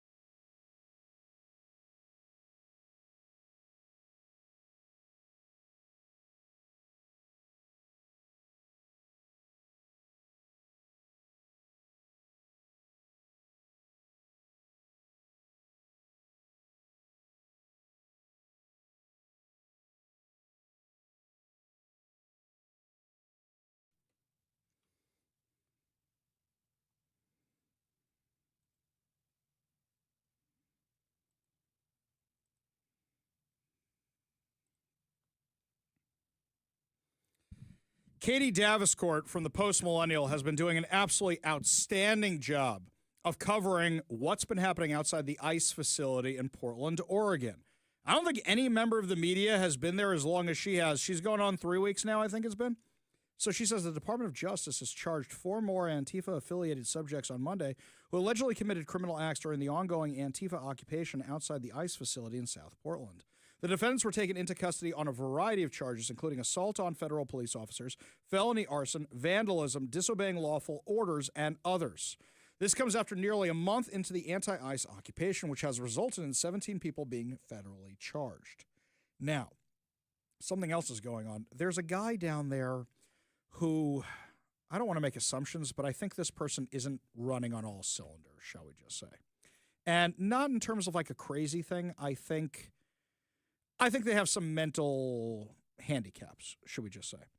This person appears to be giving their apartment to Antifa as a staging ground, and he's comparing ICE to Nazis.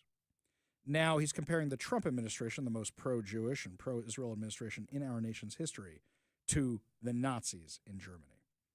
This sounds like a person who's just repeating what they're told, and this sounds like a person who doesn't really get what they're doing, and somebody that Antifa's taking advantage of. It's really just plain wrong. You wonder how they can stay there for 3 weeks. Well, when you're using a guy's apartment as a staging area that's right nearby, that makes it a lot easier. I'm not saying this guy should be indicted because clearly, you know, the engine's running, but nobody's home kind of thing. I more feel bad for him that he's being taken advantage of. However, I did see on some of these streaming channels that Antifa is considering packing up shop because so many of them are getting indicted and they're not sure it's worth the effort anymore. So who are these winners?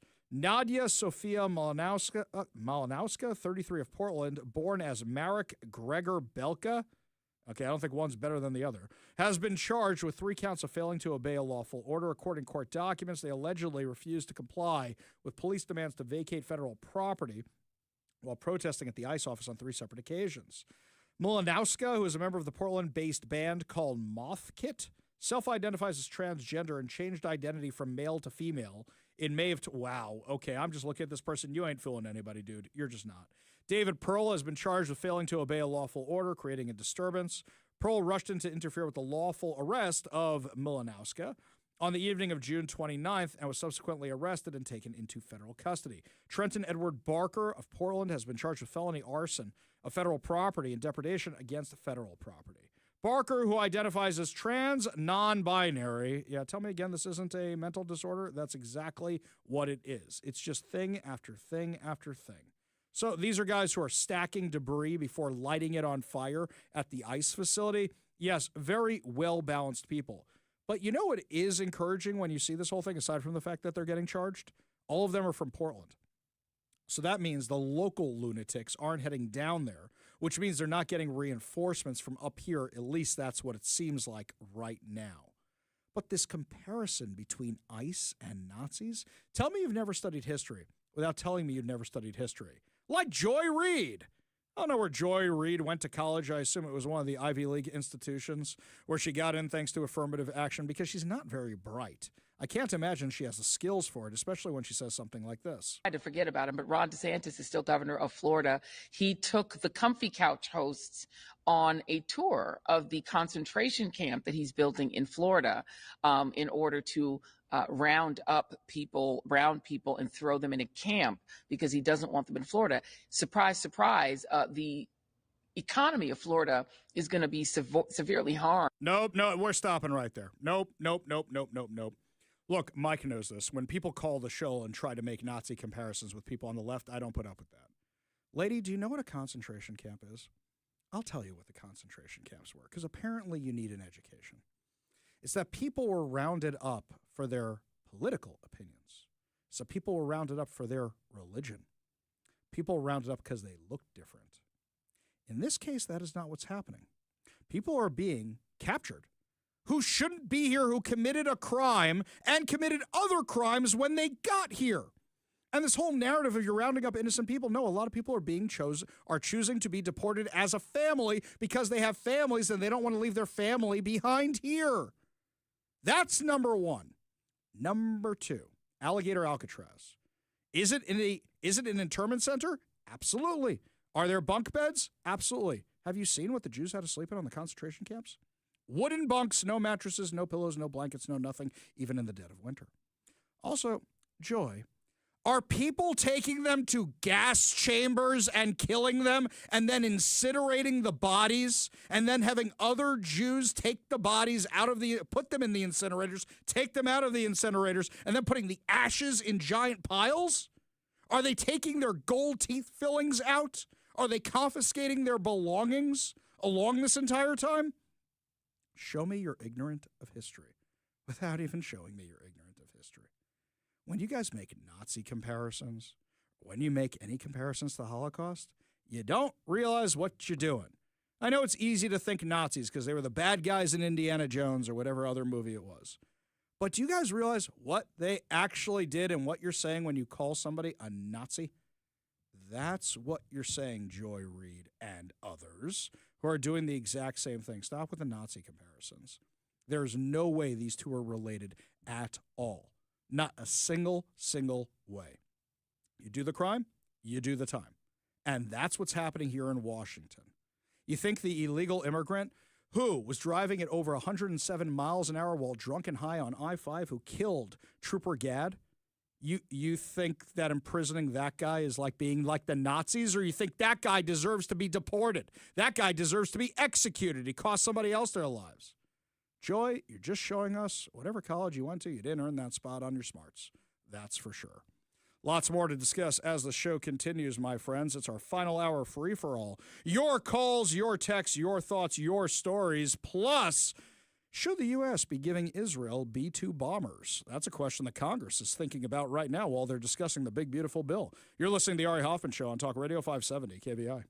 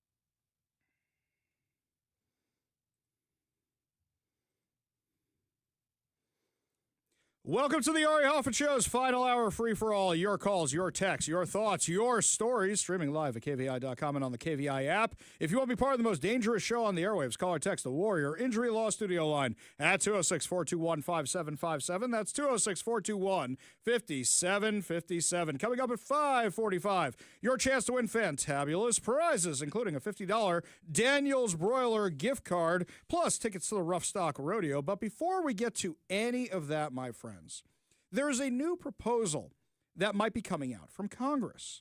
Not part of the big, beautiful bill. I think they got their hands full with this one. But I want your thoughts on this, because a bipartisan pair of lawmakers has proposed authorizing President Donald Trump to transfer B-2 stealth bombers and 30,000-pound bunker buster bombs to Israel if Iran is found to still be developing a nuclear weapon after last week's strikes. The legislation proposed by Representative Josh Gottheimer, a Democrat from New Jersey, and Mike Lawler, Republican from New York, introduced a Bunker Buster Act, which would allow Trump to take actions to ensure Israel is prepared for all contingencies if Iran seeks to develop a nuclear weapon. B-2 bomber pilots are the ones who launched 14 Bunker Buster bombs on Iran's top 3 nuclear sites, in a move that Trump claims totally obliterated the Iranian regime's nuclear program. Israel, for its part, hit a number of Iranian sites and took out top military brass. However, it doesn't possess the 30,000-pound GBU-57 massive ordnance penetrators, precision-guided munition bombs developed for the U.S. Air Force. The 20-foot-long weapons can travel 200 feet deep inside a target before exploding. As of 2024, the U.S. had 19 B-2s in operation. It does not transfer custody of its B-2 stealth bombers to any of its allies. Now, the quote here is, Iran, the leading state sponsor of terror and one of America's top enemies, can never have a nuclear weapon. That's why I strongly support our military actions earlier this month. Iran has killed scores of Americans, including service members, and repeatedly attacked our key democratic ally, Israel. Israel must be able to defend herself against Iran and ensure that Iran cannot rebuild its nuclear capabilities. Gottheimer said that in a statement. Gottheimer, who's a Democrat, by the way, said that in a statement. Lawler said this bill gives the president the authority to equip Israel and the tools and training they need to deter Tehran and make the world a safer place. I want to know what you think about this. Let me make the case one way or the other, and you guys tell me what you think. So from my perspective, I like all of this with one little exception. I think that Israel should be buying these planes. I don't think you just get the planes. I think you should buy the planes because you're going to need to learn how to use them. You're going to need the munitions for them. And also, when we're talking about all the budget issues here in Washington and all the problems we're having with Congress and all the deficits that we have, I think you should sell them to Israel. Israel buys everything else. Why not sell them these? Now, perhaps when they say transfer, they mean allow them to purchase because this is classified technology that we have. But I want to know what you think, because I think we should do this. First of all, it takes out the isolationist right. The isolationist right says, we don't want to get involved in another never-ending war. We don't want to fight Israel's battles for them, even though it's really the U.S.'s battle, so we know what you're really saying when you say that. Even though they say death to America, even though they chant death to America, even though the Ayatollah, one of the Ayatollahs, put out a fatwa on Donald Trump, even though there are 3 people in jail right now for trying to assassinate Donald Trump, even though they have killed hundreds of U.S. service members and Americans, you don't want us involved with Iran. Okay, so why not sell Israel the tools so it can defend itself? What do you think about this? Because I think this is very, very interesting, and I think it solves a whole bunch of problems. Do you think America should sell Israel the B-2 bombers and the munitions that go along with it? They're flying all this other American equipment right now, so it's not like a lot of this stuff is top secret anymore. I mean, we sell them airplanes, we sell them different kinds of fighter planes, we sell them different kinds of armaments, different kinds of munitions. So what do you think? Let me know if you think we should be selling Israel the B-2 bomber and the munitions that go with it, because here's the other thing. This thing was designed to take out the nuclear facilities of Iran. These munitions were designed to take out those nuclear facilities. So what do you think? Give us a call or a text, 206-421-5757. That's 206-421-5757. So right here, we're already getting people talk to us on the text line. John says, I don't think Persian nuke capacity exists, but let the Israelis buy, or have, the bunker busters. How the Israelis modify our ordinance is astounding. Yes, absolutely. Absolutely.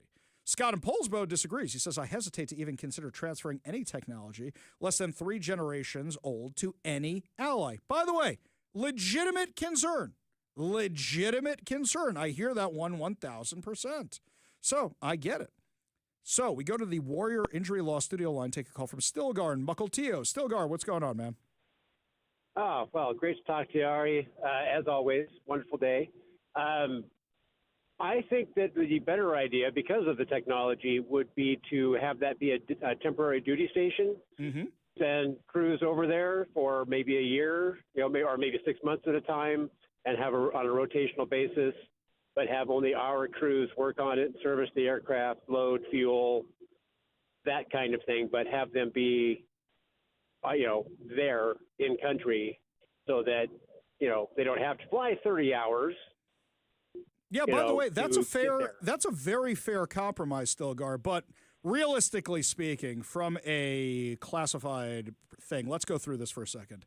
We know that Israel and U.S. do joint operations and joint training. And, for example, we had Brian Mast. Brian Mast was a member of the Israeli army and the U.S. military. I mean, he's a hell of a guy. So we've done that kind of stuff before. But also, if it's stationed somewhere in Israel, how long do you think that stuff's going to remain classified for? I think we could, in that case, because it's relatively compartmentalized. Yeah, I think it could be done reasonably well. Like I said, have only U.S. crews doing the maintenance as well. Mm-hmm. Yeah, I think there's a way to do it. I'm not disagreeing with you. Way to do it. I'm just thinking about this for a second. You're going to laugh about this, what I'm comparing it to. When they got the new Super Hornets for the Blue Angels, I think there was 1 year where some of the technology was still classified, even though they're showing these things as showcases around the country, and you could take pictures from your rooftop of them. But remember when they used to park at the Flight Museum and now they don't? And now they're parked somewhere else, and you can't see them. You can't walk up to them the way you used to. Somebody told me it's because of classified. I don't know if that's actually the reason why. Maybe they just don't want to be bothered anymore, or maybe they had security concerns. Who knows? But me trying to get over there, basically all that was protecting them was a fence with some wraps on it that said Seafair. So, I mean, really, how long do you think the top secretness of this would last for? Well, I think, from the outside, you can't really see what's the classified stuff from the outside anyway. I mean, everybody's got models of them. You got lots of pictures. Sure. So that isn't new. It's the stuff that's on the inside. And I don't know, put a really high-tech key on the door. I really. Yes, we'll put a thumbprint scanner on there. I will say, Stilgar, you're getting a lot of love on the text line. People really like your idea, and I think it's a great compromise. I really do. I would say, and here's me being fiscally responsible again, I would say the Israelis are on the hook for paying whatever it costs for that long-term deployment, don't you? Well, sure, and the fuel isn't cheap, so, at least that, if they want to do that part of it, that would be awesome. Sure, pay for the gas. Or you know what? Pay for the breakfast. You have any idea how much those breakfasts cost in Israel? My God, it's amazing spread, the breakfast in Israel. So I'm a meat guy. I like my dinners. I like my lunches. But the breakfast in Israel, I don't care. That's all dairy stuff. Oh, my God. You have never had a meal like you've had breakfast in Israel. Stilgar, great conversation. Appreciate you being part of the show. You want to be part of the show, you give us a call or a text at 206-421-5757. That's 206-421-5757. So Ted on the text line originally says no way on the B-2 for now anyway. Sorry, we only have 18 of them. We may need them elsewhere. When the B-21s are in production, perhaps then we can let the B-2s go to them. But then Ted liked Stilgar's idea. He said that's a decent idea, and he would be on board with something like that. John says, Israel's our only true ally over there. We should sell them the tools. Who knows when they may need them for other purposes. These are all very, very fair points. I like when we have these discussions, by the way, guys. And I like that we can have these discussions civilly. Oh, by the way, we disagree, and nobody's saying anything anti-Semitic. Look at that. It's not that hard to do, guys. I'm not worried about our audience. You guys are fantastic. It's the Looney Tunes on the internet. This one from the 253. Of course, we shouldn't sell or give anything away on the B-2. What we need to do is put a base in Gaza, and then we will have U.S. space there that can take care of anything that needs to come up in the region. I like that idea.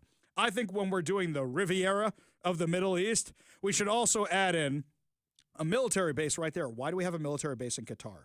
I was so excited when I saw that the U.S. had taken all those assets out of Qatar when they were bombing Iran. I said, oh, this is great. They're going to evacuate the Qatarian military base. No, I mean, like, look, we knew that wasn't going to happen. But wouldn't it make more sense to have it in Israel, where they actually like us, as opposed to Qatar, who they sometimes like us, but they're funding terror on the other hand?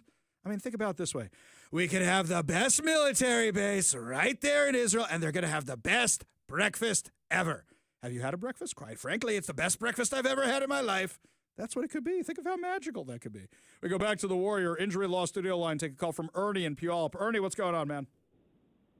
Good afternoon. Hey, I'm just following up with what Stilgar was saying. He's got a good idea there, especially, putting it in Israel, and then everyone, and then like you're bringing up how secretive could it still be or be protected? Well, look at Air Force One. Air Force One travels all over the place. I mean, they're all United States, any country. And I'll tell you what, nobody gets near that plane no matter what. You know what? You That's a can't great tell point. me that we can't settle it up the same way, sitting in Israel. That's a great point. My God, the KVI Nation is brilliant. You guys are wonderful, really wonderful. Ernie, these are all great points. Did you ever serve in the military, Ernie? No, but my son did protect Air Force One. Amazing. Absolutely amazing. God bless him. God bless you. Thank you for being part of the show. Thank you for your insight. You want to be part of the show, you want to weigh in on the conversation, give us a call or a text at 206-421-5757. That's 206-421-5757. So right here, Rob says over on the text line, only after the B-21 is fully deployed. This one here from the 360, send the bombs, not the plane. Use the bombs with a different launch platform. Okay, 360, I'm not sure if they actually work that way, because otherwise we would have sent them to Israel already. I think the B-2 is the only one that can carry those bombs. I might be mistaken. I'm confessing my ignorance in this regard. Here from Eben and Bonnie Lake says, sell them to Israel, the B-2 bombers, and any munition they need to take care of business. It would be even more of a deterrent for the terrorist countries to know their next-door neighbor has 30,000-pound bunker busters. Yeah, I mean, guys, this is a great conversation. I love when we have conversations like that. How about if I sweeten the deal a little bit? And you say, is Iran truly a threat? For those of you that might be holdouts, do you know that according to the JNS, the Jewish News Syndicate, Mike's favorite outlet, the Syndicate, that Iran mounted a comprehensive campaign to undermine American public support for military action against its nuclear facilities by deploying a sophisticated bot network that disseminated hundreds of thousands of deceptive messages? Wait a second. You're telling me that all those comments for Tucker Carlson and Candace Owens and the like, you're telling me it was all Iranian bots? Sure sounds like it, but you guys will say anything for clicks, right? The investigation, which analyzed social media activity on X during Operation Rising Lion, identified at least 100 fabricated accounts systematically promoting Tehran's strategic messaging. Beyond merely spreading disinformation to glorify Iranian successes while fabricating Israeli failures, Tehran invested substantial resources in targeting domestic audiences within Israel and the United States. This was my favorite lie. Iran said Tel Aviv is on fire, and some people saw these posts that were going out there, and then they're posting videos of themselves on the beaches of Tel Aviv, and it looks like the opening scene in the Zohan, if you know what I'm talking, when everybody's partying on the beach, and he's, doing a tug-of-war with a bunch of people, including a bull. That's what it looked like. And but Tel Aviv's on fire, right? Moreover, they generated content at superhuman speeds, posting thousands of messages daily. The content frequently appeared identical or remarkably similar across multiple suspicious accounts, strongly indicating coordinated bot activity. By the way, there's something, I think it was Iranian military news. Everybody thinks this is an official account of Iran. It may be. But I think one of the bots got confused, or somebody who's operating it got confused and logged into the wrong account because it was starting to post pictures of Billie Eilish and how pretty she looked the other day. And I'm like, wait, what? It's like literally commenting, oh, look how pretty Billie Eilish looks today. I'm like, from the Iranian military account? You guys don't believe women should be walking around dressed like that. Iranian messaging operations were divided into 4 distinct categories, promoting regime loyalty and the supreme leader, Ali Khomeini. The bot network advanced Iranian nationalism, seeking to frame the conflict as targeting Iran's people rather than its government. Yeah, that didn't work out so well. A second messaging category targeted both Iranian domestic audiences and Israeli citizens with fabricated reports of Israeli military failures. Oh, you mean like the Star Destroyer? under the apartment building in Tel Aviv? Are we talking about that one? That one? Or wait. The B-2 bomber crashed on the ground with its landing gear deployed while it's missing an entire wing? Or wait. The B-2 bomber that looks like it's like from Gulliver's Travels with the Lilliputians all around it? Or the one where like the dimensions don't work at all, where you go, those people are bigger than that B-2 bomber. Oh, that's where all this, the Star Destroyer. Still my favorite one. That is still, yes, that evil Israeli submarine Star Destroyer that's parked under an apartment building in Tel Aviv. Man, if only they had said it was parked under the Dome of the Rock. Maybe then see, that's how we solve this problem. Put the Star Destroyer under the Dome of the Rock. That is still more believable than whatever nonsense they had in that Rise of the Skywalker. Remember, like they had like a whole fleet of Star Destroyers under some ice. You must go to Exegol. Exegol. By the way, that was the final order. As dumb as that scene was, that wasn't the dumbest part. You know the dumbest part? The people on the alien horses on the Star Destroyer. Yeah. What was that about? To ride space horses in space. Right, we're in space. Yeah. And you're not even wearing like masks or anything. You're just, let's get off the troop carrier and go ride our horses and we can all breathe in outer space with the Star Destroyers. Oh, that movie was terrible. Yeah, real dumb. Really stupid. I mean, handed to J.J. Abrams. He was handed a poop sandwich by Ruin Johnson with that Last Jedi movie. But space horses? Really? Space horses. I mean, guys, there's a little bit of reality in these, grounded in reality. I mean, mind you, yes, we have people with laser swords and force powers, but still, give me something. Like fire crackling in outer space. There's another one there for you go. Oh, God. I have a knife that's the shape of debris out in the ocean. That's how I know where to find the Sith Wayfinder. In fact, I knew how that Death Star was going to crash when it exploded in the sky, so I could give you the knife where it's shaped like that. And magically, the entire room survived the huge explosion of the Death Star and the crashing on the planet. So you know this movie is 100%... Guys, no. Just no. That place still had power, too, because she was able to, like, bebop-boop some doors and panels and stuff to my God, get the Sith terrible. Wayfinder. It's so Very bad. silly. It's so bad. It had its moments, too. It did have a couple of moments. Few and far between, but it did have a couple. The Harrison Ford scene is legit good. Yes. The hyperspace jump skip at the beginning is kind of cool. I like that a little bit. I also like when Kylo Ren turns good and then dies for no reason whatsoever. Instantly. Which I'm like, oh, well, being good killed that dude, I guess, or kissing Rey. That chick's like the poison ivy of the Star Wars world. Don't kiss her, you'll die. Well, see, no, we're playing by Spaceballs rules. It's like, evil will always win because good is dumb. There you go. And that's what happened to that movie. And then the Knights of Ren, the biggest wusses ever. Oh, we're afraid of the Knights of Ren. Well, you got a girl and a dude who beat you guys in the second one. Yes. And then the third one, it's like, well, it beat the rest of you with just one dude. Wasn't that third one where you have like this like helicopter shot of the Knights of Ren looking like a boy band in like a 2000 music video or something? Yes. Yeah, real dumb. And why does he have a shirt off? Why does he have a shirt? Because why not? Sure. I mean, Yeah. I'm very impressed you look that way, dude, and I'm a little envious, but at the same time, cover it up, man. Just put all that away. Put all that away. All right, enough Star Wars legislation. How for did now. we get here? I don't My even God. know how we got here. Lots more to discuss as the show continues. When we come back, speaking of movies, apparently Zoran Mamdani's mom tried to cancel Gal Gadot. What are you talking about? We'll give you all details when we come back. You're listening to the Ari Hoffman Show, but first, Todd Herman's Daily Thoughtcast.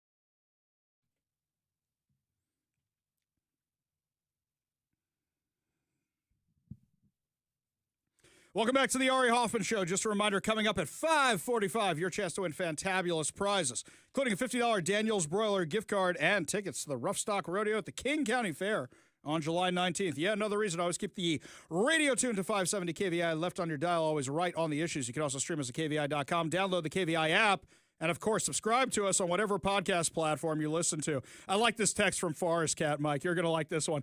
He says, wake me up when you get back to politics. I don't think he liked our little Star Wars discussion there. Okay. Guys, we talk about the Star Wars, especially when it's relevant to politics, like a Star Destroyer being under a building in Tel Aviv. That's an enemy submarine. Yeah, sorry, buddy. I'm not a machine. Yeah.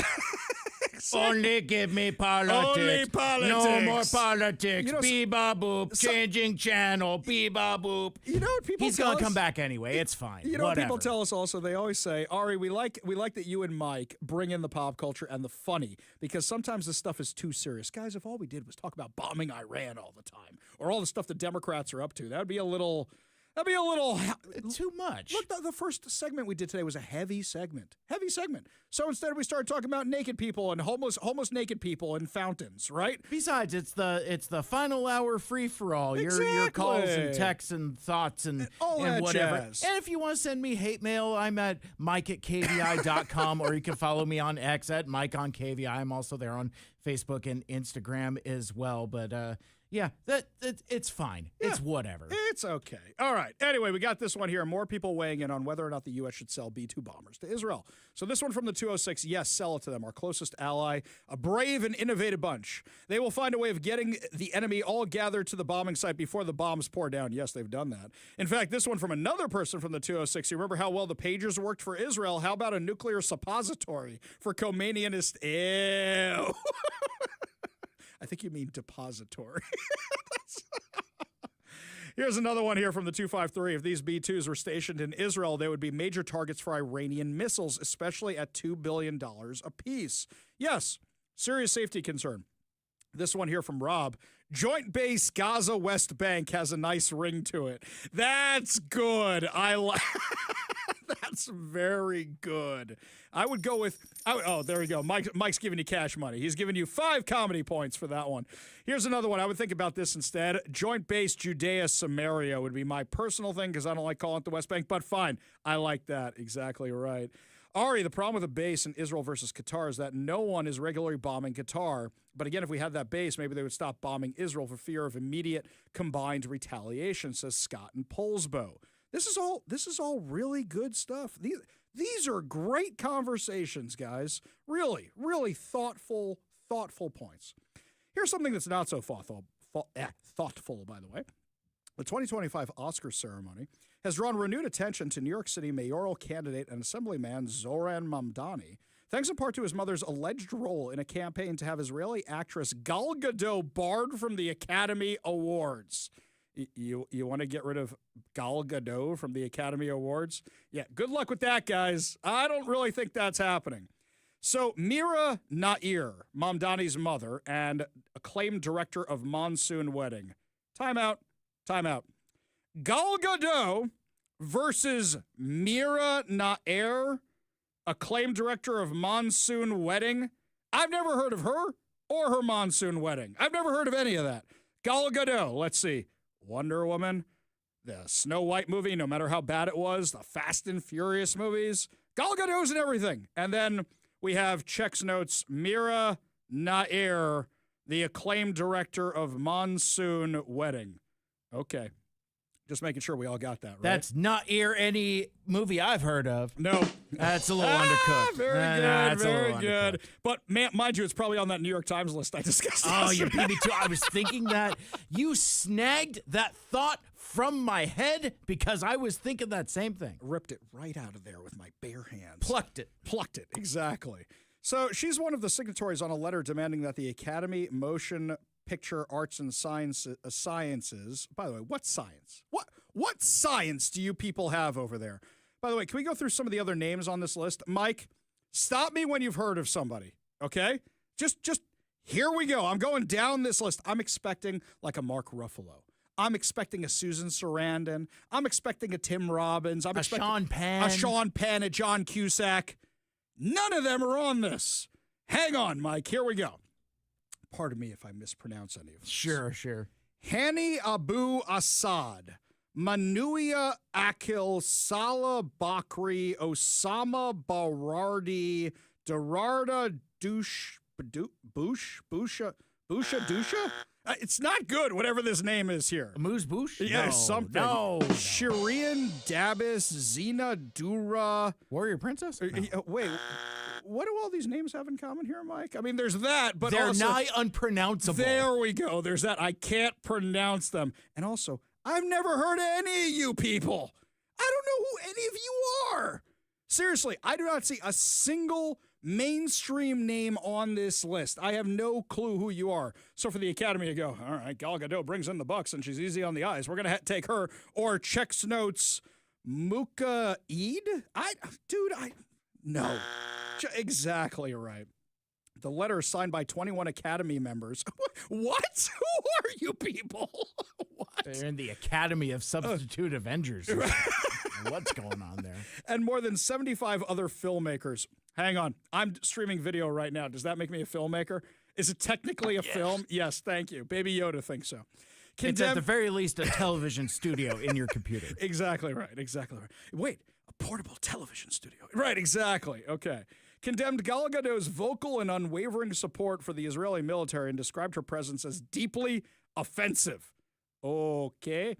A source familiar with the matter told the New York Post's page 6 they spent a few hours trying to get Gal removed from the Oscars. It was disgusting. This isn't the first time Nair has aligned herself with anti-Israel activism. In 2013, she joined a cultural boycott and refused to attend a film festival in Haifa. Hey, lady, you missed out on the breakfast. Sorry. I mean, Haifa's beautiful, Haifa's wonderful, and the food's really, really good. Oh, what do you got, Mike? You got something here. Jeff and Kent has the text of the day. You're reading off all those names, and he's like, aren't those names of Star Wars characters? just to bring it back around. You know, I texted Forrest Cat and told him to wake up. Yeah, go back to sleep, buddy. It's fine. Come back tomorrow. Very good. Very, very good. This is all good stuff. Oh, wait, it turns out Zoran Mamdani, who claims he's not an anti-Semite, yeah, his father's bad also. Yeah, his father, Mahmoud Mamdani, is a Columbia University professor. Oh, does he have a tent out on the quad right now? And chancellor of the Kampala International University in Uganda. He also has anti-Israel comments. In 2014, in a speech in Columbia, Mahmoud argued that the longtime security of a Jewish homeland in historic Palestine requires the dismantling of a Jewish state. Jews can have a homeland in historic Palestine, but not a state? What does that mean? I'm kind of confused what that actually means. Okay, well, whatever. These guys have really raised a winner here, haven't they? Yes, you have a communist who is a member of the Democrat Socialist of America and really hates them Jews. Seems to really, really not like us very much at all. Charming. Really, just tons of fun this guy is all around. Oh, and he wants to seize the means of production, so he wants to take over the grocery stores and everything else in New York. Yeah. New York's screwed. You really, really are if this guy wins. When we come back, my friends, there's a new movie coming out that I'm very, very excited about. And one of the filmmakers is going to be joining us coming up next. Maybe we'll even get a screening out of this. We'll give you all details when we come back. You're listening to The Ari Hoffman Show on Talk Radio 570 KVI.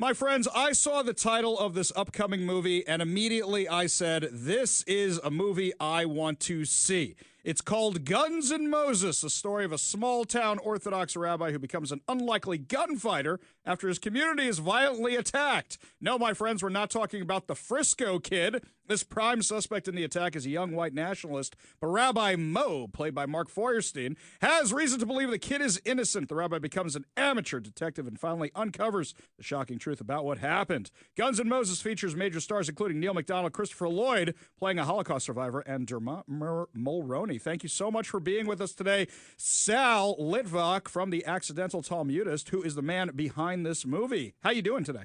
Oh, it's great to be with you. So what made you decide to make this? Because normally we see this kind of stuff and we think it's some kind of skit put on by a synagogue. This is a real movie. It looks incredible. Everybody I've shown the trailer to wants to see it. Why'd you guys make it? We were going to make a Jewish movie because we have a big audience and a love of Judaism and Jewish things at Accidental Talmudist. I wanted to make a thriller because it's my favorite genre, and we did a deep dive and watched the thriller a day for 2 years to get ready. I say we because my wife Nina and I, we write our movies together, and I direct. And in the midst of that process, looking for our story, there was a shooting at Poway, California, at a Chabad synagogue. A woman was murdered, Lori Gilbert Kay. The rabbi had his fingers shot off in the attack. I went down the next day. I attended the funeral. I interviewed the rabbi for our Jewish Wisdom page, Accidental Talmudist, got to know him, and then watched him become a national figure calling for something good, something meaningful to come out of this tragedy. And I knew that we had the core of our story. And when we set out to make this movie, we knew that Jews under attack who fight back would always be relevant. But that shooting was in 2019. We finally, cast it, raised the money, et cetera, got to production in 2022. And that was all before the October 7th attack in 2023. We never imagined something that catastrophic, nor the terrible Jew hatred that has erupted around the world since. And sadly, that's made the movie so timely and relevant today. Well, also, given the fact that after October 7th, many synagogues like mine, it was go to a pro-Israel rally, then go to the gun range, or go to the gun range, then go to a pro-Israel rally. I mean, my synagogue has a sniper nest up on the roof. I'm not sure many of them have that across the country. No joke. That is something we actually have. But this is something that's very relevant to a Jewish audience. Let's talk about a non-Jewish audience. I mean, somebody like me is going to love this as much as we love the Zohan, or probably more so. So what about a non-Jewish audience? What's there for them? Oh, it's so strong for them. We've tested, we've shown it to a lot of non-Jewish audiences, and especially Christians absolutely love this movie for a number of reasons.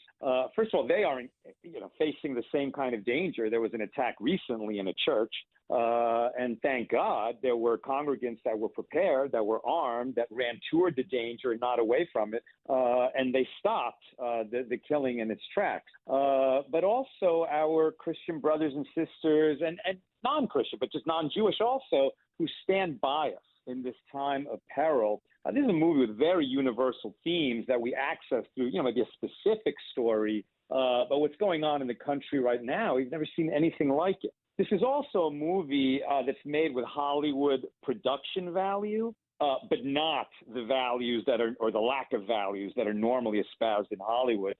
This is a movie that really speaks to all of America, not just the coasts, not just New York and LA. It's made very much with Judeo-Christian values in mind. The action is terrific, but there's really no reason for profanity or nudity, and we don't have it. And so this is a movie that people can really enjoy. It's an edge-of-your-seat thriller, and you certainly don't have to be Jewish to enjoy it. I got to say, I'm super excited for this. We're getting a group together because we hope to do a screening in a theater so that we can all go see this movie together. I know that everybody in my synagogue wants to go. I know there's plenty of other people that sent me the link who are listeners to the show who are not Jewish and said, hey, Ari, have you seen this? I mean, this thing smashes the old Hollywood stereotypes of Jews as nebbishy complainers. I could not have put that better myself than the way you put it in the press release right there. He's 2025's most unlikely action hero. So just before we let you go, now that there's been such a popular reception, even though the movie hasn't even come out yet, is this something that you guys are looking forward towards, some kind of sequel, or does it show that there's a market for more movies like this? I think it will show that there's a market for more movies like this if people come. They got to come out on July 18th and support the film. And it looks like they are going to. I mean, groups are forming, people are planning, they're marking their calendars. The way movies are these days in theaters, I mean, you got to come out opening weekend or the movie won't last in the theaters. If people do come out opening weekend, then they're going to send a strong message to Hollywood that, hey, this is the kind of movie we want to see. Not another reboot, retread, sequel, prequel to all these existing stories that we've seen a million times. There was a period like this in the 60s where movies got stale, people stopped going, and the Hollywood suits blamed TV. Now they're blaming COVID, streaming, social media. But really, if people got tired of the same old thing, this movie is fresh. We love fresh ideas here. It's one of the things we look for in our movies, and we are more than happy to go check this out, especially because there's a gun-toting rabbi, and I'm going to say that has a special place in my heart. Sal Lindebach from the Accidental Talmudist, thank you so much for being with us today. I look forward to seeing Guns N' Moses in theaters starting on July 18th. Thank you so much for being here today. Great to be with you, and if people want to learn more, gunsandmosesmovie.com. See the trailer and learn more. That's gunsandmosesmovie.com. Check it out for the trailer, and you'll see why I am so interested in going to see this. We got a whole lot more to discuss, including your good news giveaway, your good news headlines, your chance to win a $50 gift card, plus so much more. You're listening to the Ari Hoffman Show on Talk Radio 570 KVI.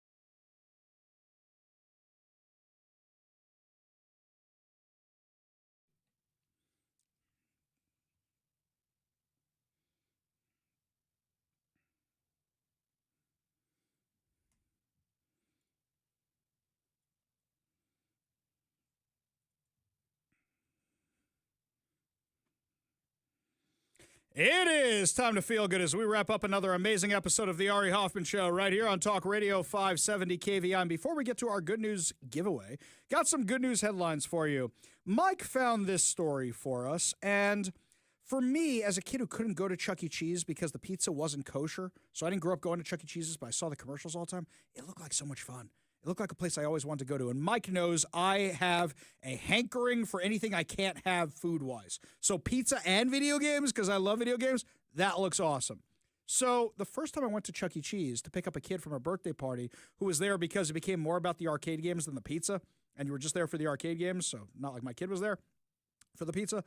But the first time I went, I was so disappointed because the place looked so run down, like it hadn't been updated since I was a kid. They look super, super run down. It was such a letdown. I mean, I figured these places would be spruced up over time. But if the days of going to Chuck E. Cheese's for games and pizza are long gone because you grew up, according to Cairo 7 News, the childhood hotspot is reinventing the business, opening an older teen and adult-focused concept. Now, before I even read this article, this makes a lot of sense. You know why? If Xbox is laying off people because people are playing games on their phone, then who's your clientele? Because the kids go to the arcade games.